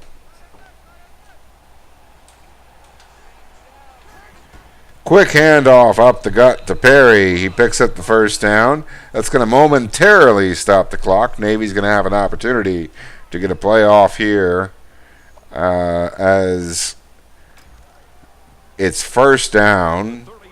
Now the clock moving once again. 5 wide receivers for the midshipmen. Single safety high for the Tigers. Scramble to the left. Lewis, and it's intercepted in the end zone Gonzalez with the pick with a minute and 7 left here in this tie football game. Navy with a rare moment of aggressiveness throws the pick in the end zone, and now with 1:07, Memphis has 3 timeouts as they take over possession of the football. Navy coming out in the cover 4. We'll see what happens. Caught by Williams. He picks up 6. Now going to be 2nd and 4. 1:03 remaining. Memphis with 3 timeouts. They'll avoid going no huddle with the out of bounds movement by the receiver. Back to pass goes Moore. Multiple defensive linemen collapsed by the midshipmen. 2 of them on the ground before the throw was executed.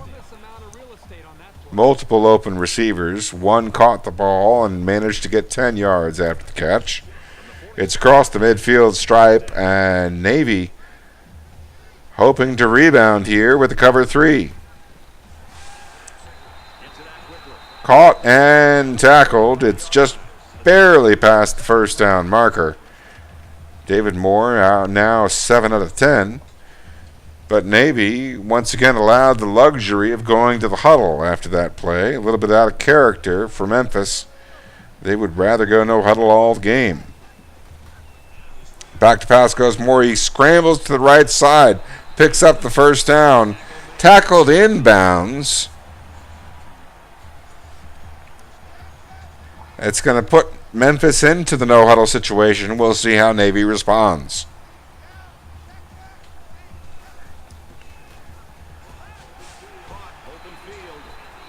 Caught and tackled Coxey with an 8-yard catch. No huddle still as the clock counts down to 30 seconds.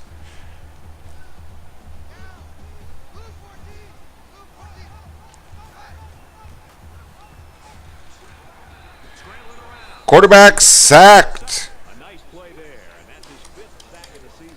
I'll tell you what, this maximum. We'll see if Navy calls timeout or not. They're going to let him go no huddle. Scramble by Moore, and he's into the end zone. Navy's going to get to the half with all 3 timeouts. Didn't use any of them on defense. And with 3 seconds before the half, Memphis takes the lead 21-14. And they add 7 points to the scoreboard. That's what I get for thinking I can make it when I have a receiver that gets a ratio. Return man with this kickoff, most likely to end the half. Room around the corner. No reason not to try that. Knocked out of bounds, right around the 22-yard line. 21-14 Tigers as we reach the midway point of this football game. In that first half. Definitely don't have The midshipman set to receive the kickoff. About to begin. And he got all of this one. Great. Well into the end zone. It's going to be a touchback. The end zone down for a touchback. And it's a 1-touchdown game as Navy takes over the football at their own 25. This deficit can be easily overcome, sure. But they have to be thinking if they don't get something going on this series, the burden is going to be felt by their defense. Flexbone offense by the midshipmen.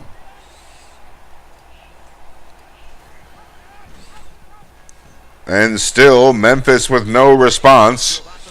Lewis picks up 11. He's got 6 carries for 53 yards. That's almost 9 yards a tote. First down, 10 to go. Ball on their own 36. 13-10 on the first downs. It's a 1-possession game. The midshipmen with the football at their own 37-yard line. Flexbone the set, and Lewis is swallowed in the backfield for a loss of 2. Going to be 2nd and 12 on the right hash.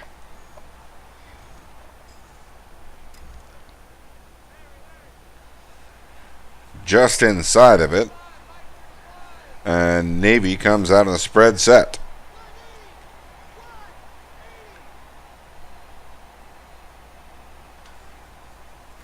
Back to pass goes Lewis.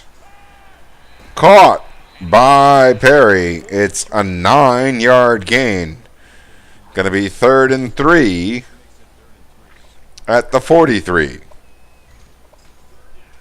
and they're going to need about 3 yards to pick up the first down. The ball rests in the center of the football field. Empty backfield, 5 wide receivers in the formation.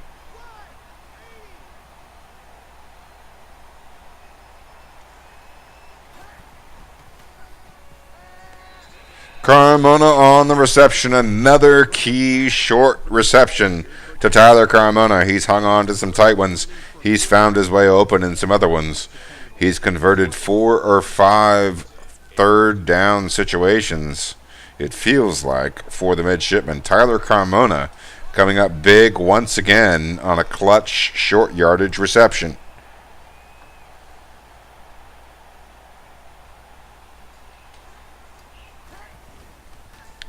Back to pass goes Lewis. He dumps it off to Perry this time.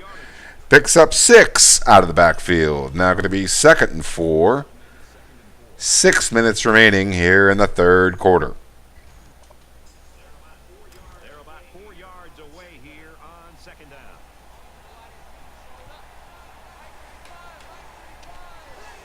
Navy comes out in the flex bone, surveys the situation.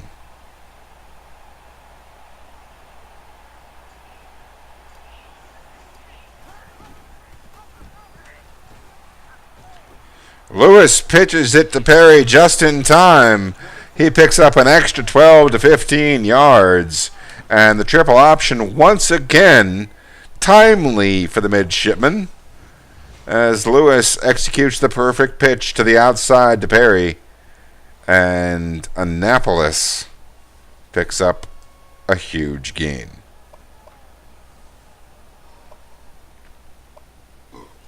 The ball rests at the 24-yard line. It's on the left hash. Navy trails by 7 here in this American Conference football game. First down, 10 yards to go. Ball on the 24-yard line. Twin tight ends for the middies. Machinations at the line of scrimmage. Lewis moving players to and fro. Read option. Quarterback keeper. Lewis falls forward an extra 2 yards. Turns 2 into 4. Now going to be 2nd and 6. As we see a little bit of fatigue from the Navy halfback. We're 4 minutes remaining, 4:43 remaining here in the 3rd quarter, as both teams settle in a terse affair.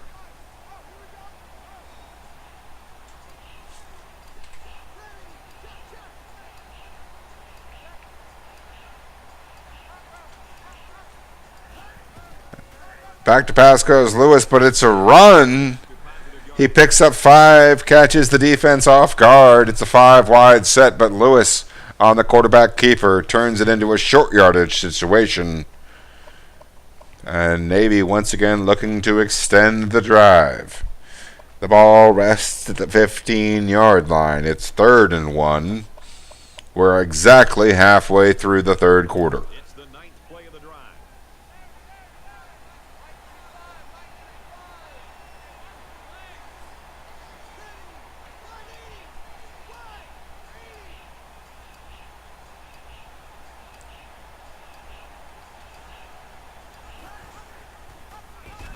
Read option. Lewis on the keeper picks up huge yards down well inside the 5, just in the shadow of the goalposts.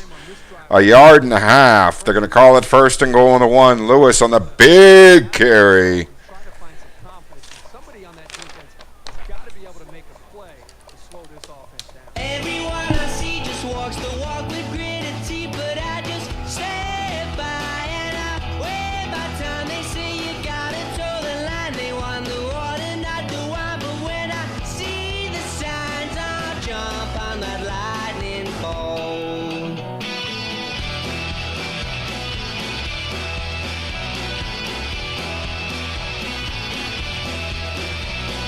Down, Navy.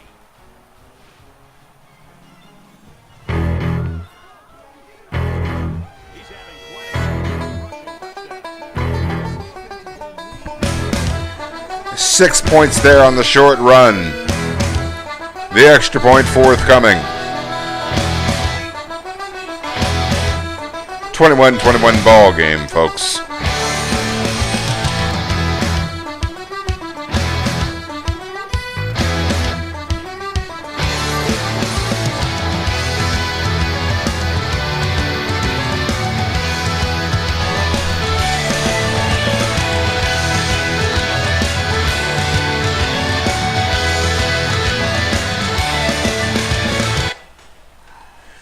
Touchback for Memphis.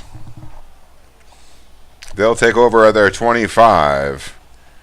3 minutes and change remaining in the third quarter. We come to you live from the Liberty Bowl in Memphis, Tennessee. Think about some gadget plays to catch the defense napping. Caught. He hangs on. Williams with the 6-yard reception.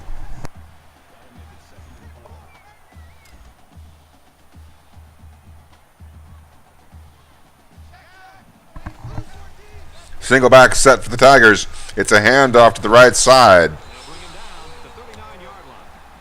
The first defender to reach him tackles him, but not before he breaks the plane of the first down marker. And Memphis continues with their no-huddle assault. Well tackled in the backfield. Darrell Henderson down for a 1-yard loss.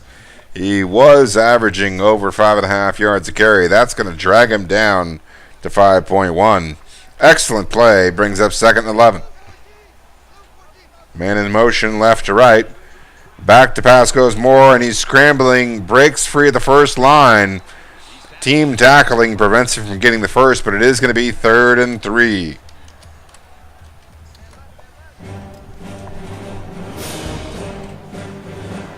No huddle they go. Memphis out in a single back set. Back to pass goes Moore. Over the middle. It's intercepted. Sullivan on the pick. Huge play by the Navy defense. And just like that, the game turns on a dime.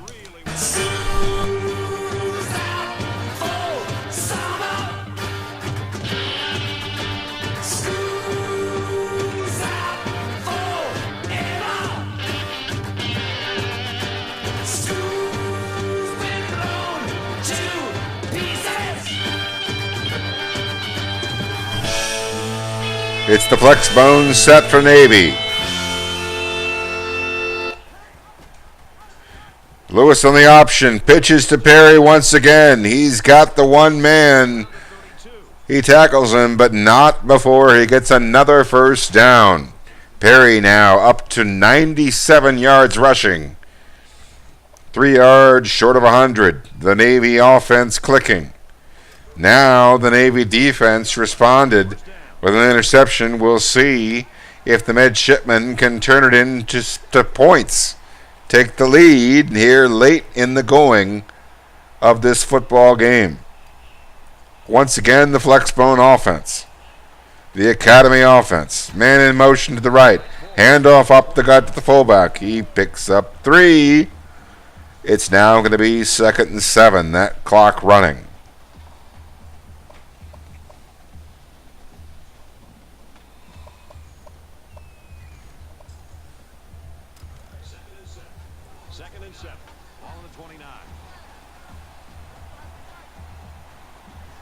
Navy in a shotgun single back.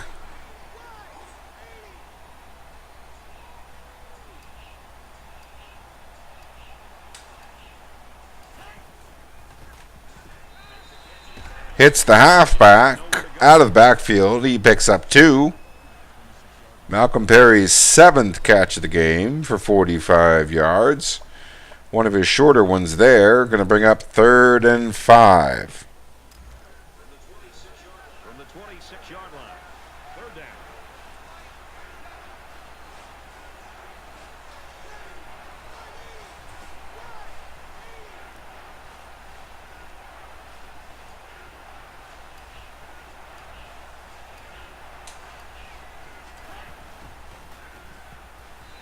Caught over the middle of the slant from right to left. Sorry, check that from left to right. Scott. Craig Scott picks up a huge first down conversion. Great Scott. Ball on the 16-yard line. Flexbone they go. The Academy roots. Triple option this time. Keeper. And Lewis picks up the first down and a couple more. That's going to end the third quarter. We go to the fourth frame, tied at 21. Navy knocking on the door. Knock, knock, knock.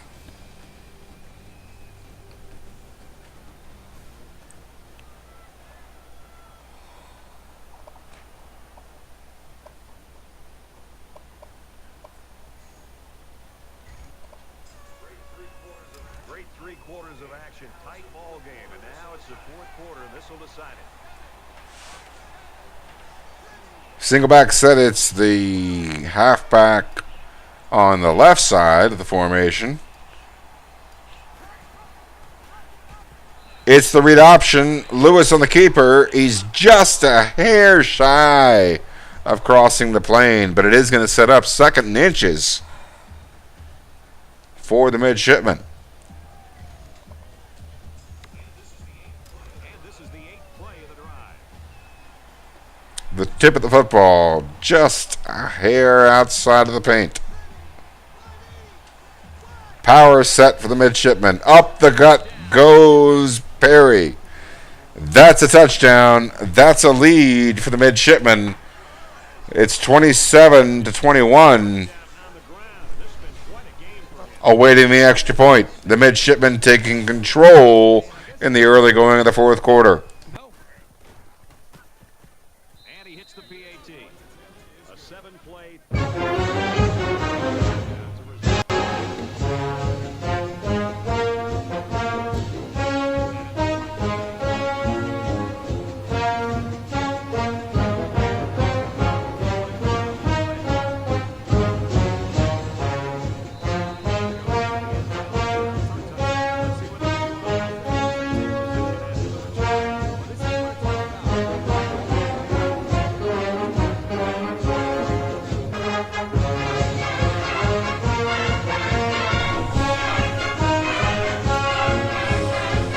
Following the touchback, it's a 25-yard line marker where Memphis will take over. They come out in the spread set trying to respond to Navy's 7-point lead.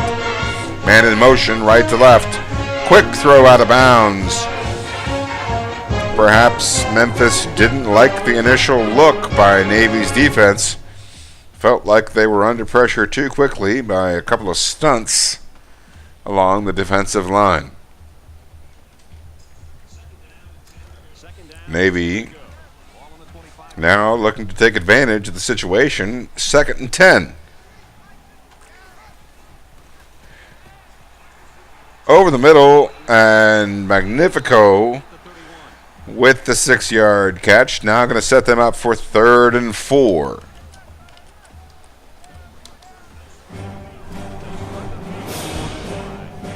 Multiple receivers still for Memphis.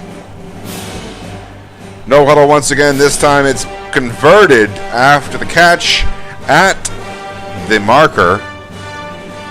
The receiver was able to move forward for another 2.5 yards following the reception.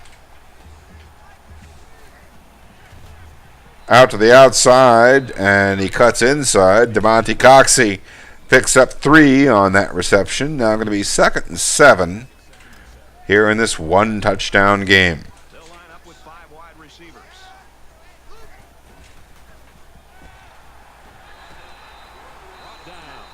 It's a first down conversion as Memphis moves to 153 yards passing. A fairly low total for them so far this season to be this late in the football game. But with 6:45 remaining, they do have the ball and a chance to tie the game. It's a pass to the outside, but Navy's ready for it. Holds it, limits it to 1 yard. Now going to be 2nd and 9. David Moore, a very economical 13 for 18. Another quick throw out of bounds. Moore taking no chances. He is the definition of conservative. Now going to be 3rd and 9 here in this 7-point game.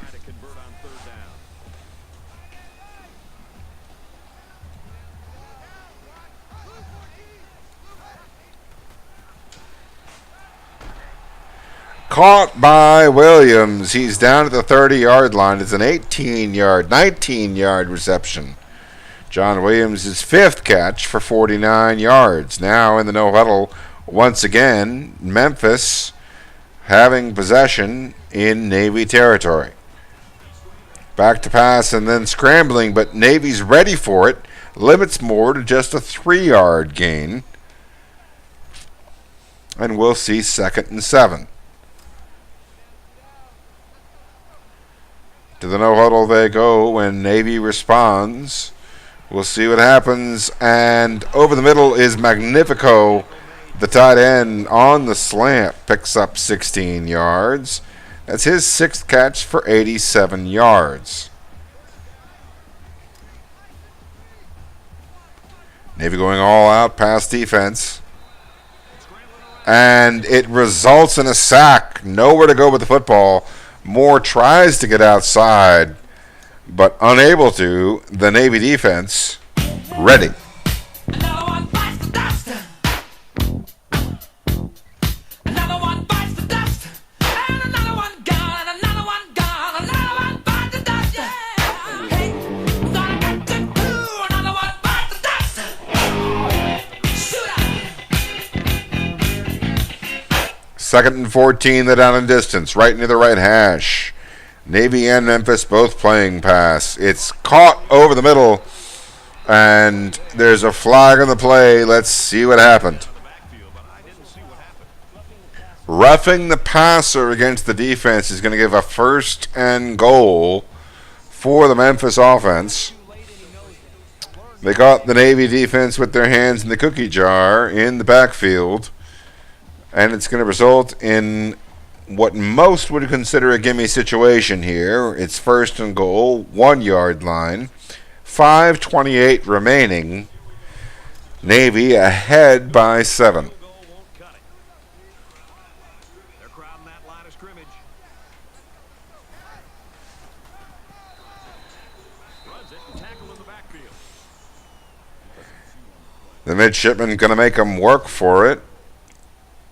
They paused the drive there with a 1-yard loss. Now going to be 2nd and goal from the 2.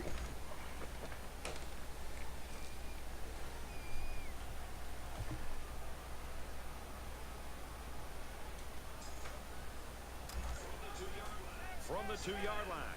2nd down. Navy with the jumbo package on defense. Incomplete pass. It's a good enough pass rush to cause a little bit of consternation for the Memphis quarterback. And Moore throws it out of the back of the end zone. Now going to be 3rd and goal from the 2-yard line.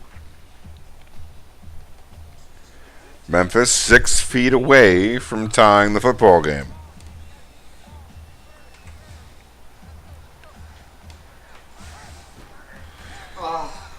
It's a quarterback keeper. It's the quarterback blast, but he cuts it to the left side, and David Moore walks into the end zone. Going to tie this game up, awaiting the extra point.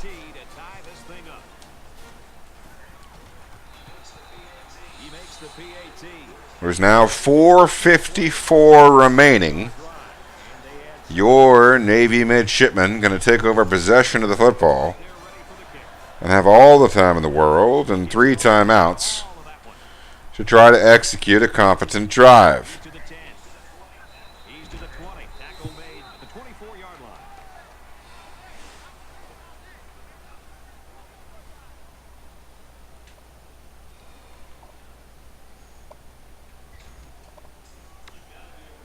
You've got to be aware that capitalizing on this drive is crucial. It's not just about first downs. If they can convert first downs, they don't even need a touchdown.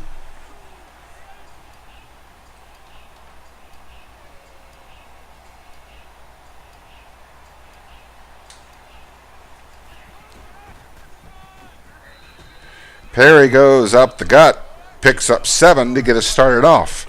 Brad, you and I talked The clock now in motion. what he might be able to do against this defense, and clearly he has lived up to our expectations. I got to believe that his consistency is going to be a big key in determining the outcome of the game.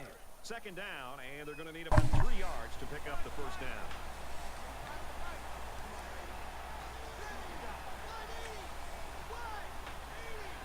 Shotgun single back for the middies.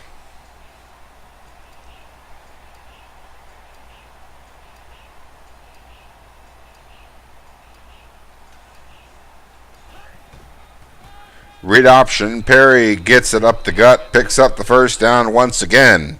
It's a 5-yard gain this time. Perry up to 110 on the day as Navy continues to move the ball down the field. First down.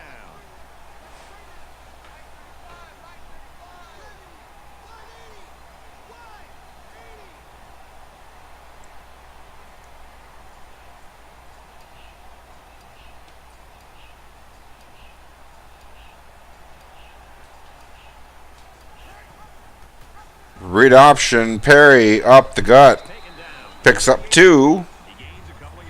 Now going to be 2nd and 8. Navy goes to a no huddle.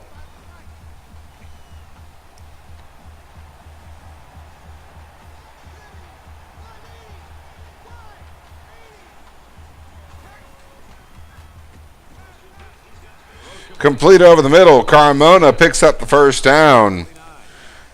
That's got to be his 5th first down conversion. Navy can breathe a sigh of relief. They've still got 3 timeouts. There's 3:10 remaining as they're at the midfield stripe. 49-yard line. It's first down.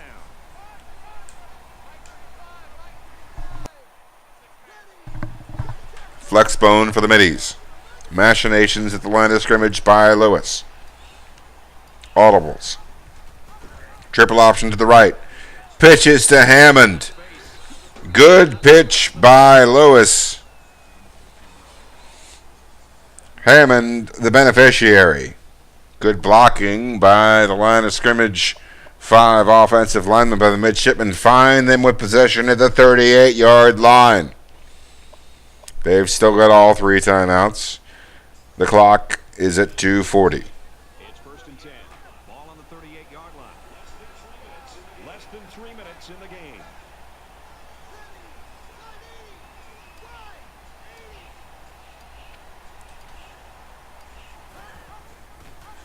Read option on the left side. Lewis on the keeper evades the tackler, and the evasion of the tackler not only resulted in what could have been a 0 gain play, but turns the play into a 20 plus 25. What are they calling it? It is a massive gash up the gut, and it puts Navy in the driver's seat. The only question is, how much time are they willing to give Memphis? The ball now all the way down at the 9-yard line. Navy desperately wanted to get the touchdown, not settle for the field goal, but well in scoring range here late.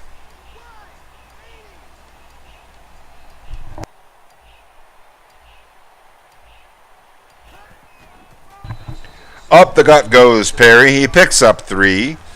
The clock back in motion at 1:43.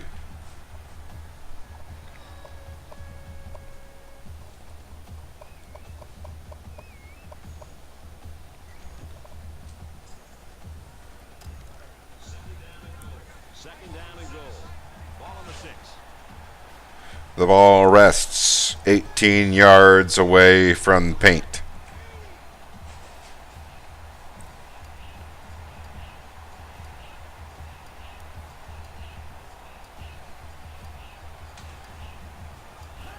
Read option by Navy to the right side.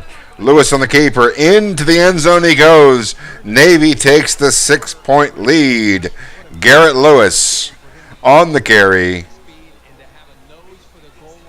And in the shadow of the fruit star sign, gives Navy the lead with 1:07 remaining. Oh, too much time. Navy kick this one off.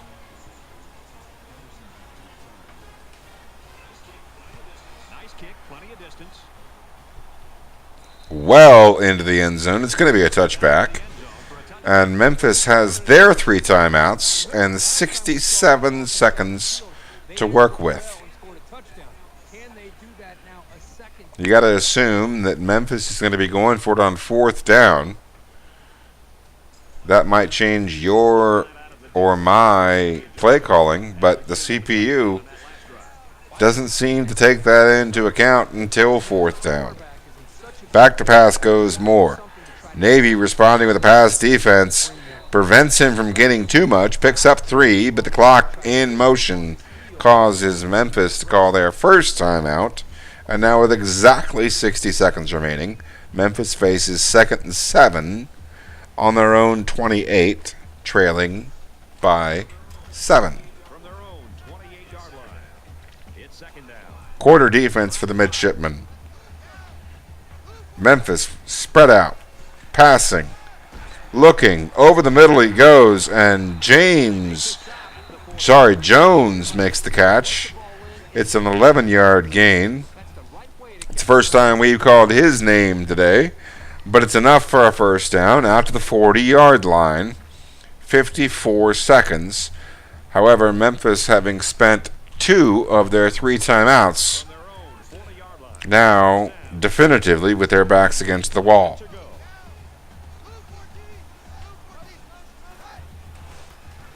Moore back to pass, looking, hesitating, throws to a deep corner route, and it's going to be ruled incomplete. It's going to result in 2nd and 10. It's going to give a 10-second cool down for the Navy defense. Memphis, having run no huddle most of the day, kept the Navy defense on the field for a little bit longer than they normally might have wanted to be. 2nd and 10 now from the 40. And it's a sack. Huge play by the Navy defense. 3rd and 18.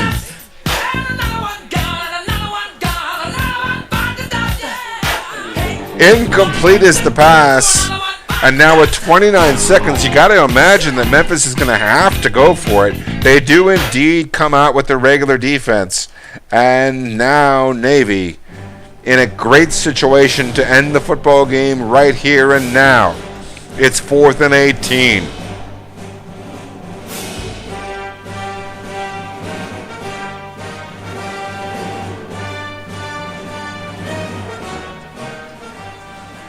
Caught by Williams. John Williams on 4th down picks up a 40-yard gain.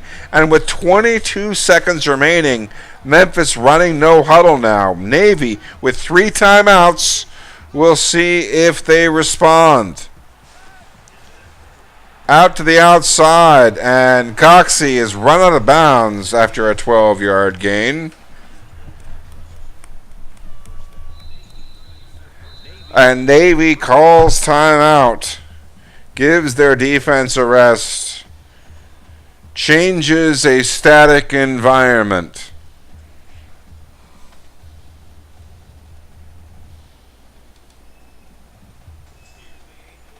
Here's the 8th play of the series.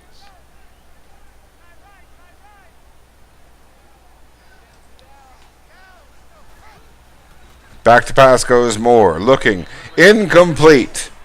Now with 10 seconds remaining, it's 2nd and 10, but you got to believe it's 2nd down to the end zone. Memphis trails by 7, 16 yards away. Navy hoping to hold on defense. From the 16-yard line. 2nd down. Passing situation, Memphis. Moore back to pass, runs the screen pass.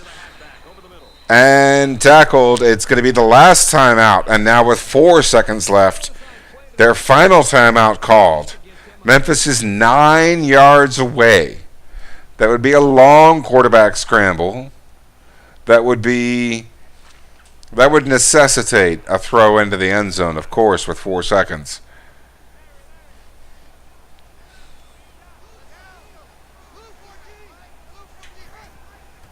Back to pass goes Moore. It's a screen pass, and he's tackled short, and that will do it. The Navy defense holds. 35-28 comes out victors, and Navy very much alive for a good bowl berth. For EA Sports and Kirk Herbstreit, this is Brad Nessler saying.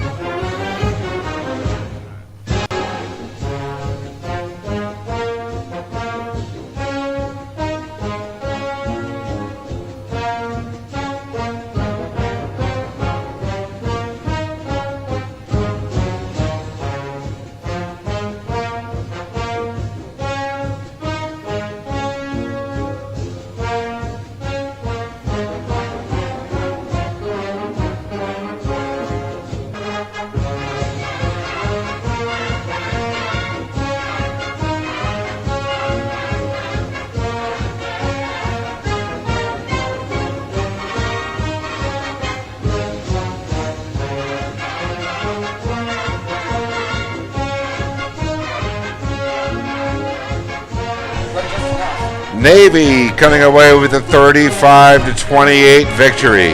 A huge win in American Conference play. It's an ESPN Instant Classic. We're going to take a look here at some stats.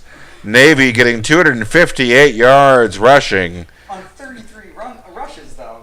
And 5 out of 5 on third down versus 5 out of 10 for Memphis.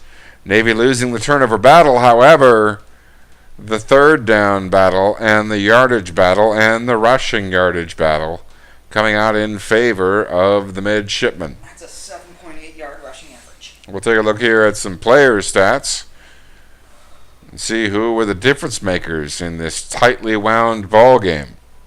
Lewis made some wise decisions at the line of scrimmage. He made those decisions in the running game. In the passing game, he had 2 misjudgments. Those were his only 2 incompletions, though, as he finishes 19 out of 21. Still a relatively solid performance, including his 125 yards on the ground.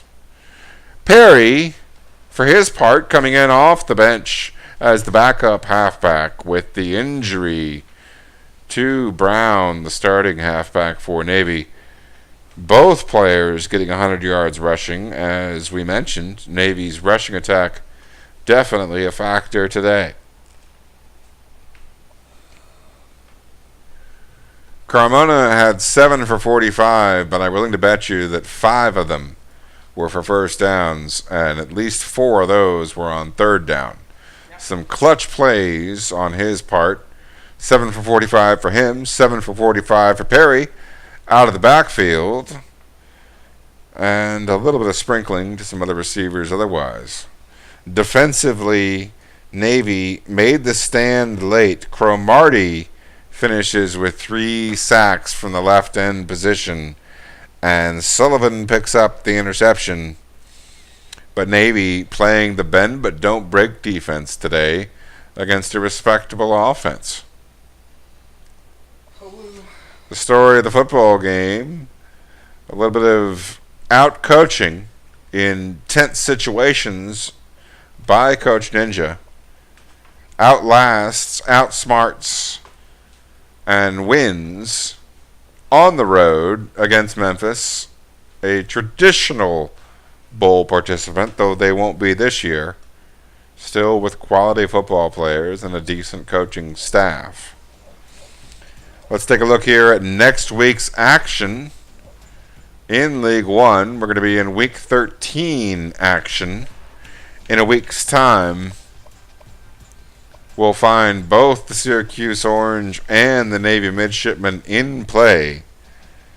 Syracuse with the win should remaining number 1. They will face off against Wake Forest. That is a team that defeated them last year, led by sophomore sensation 92 overall wide receiver Craig Dortch.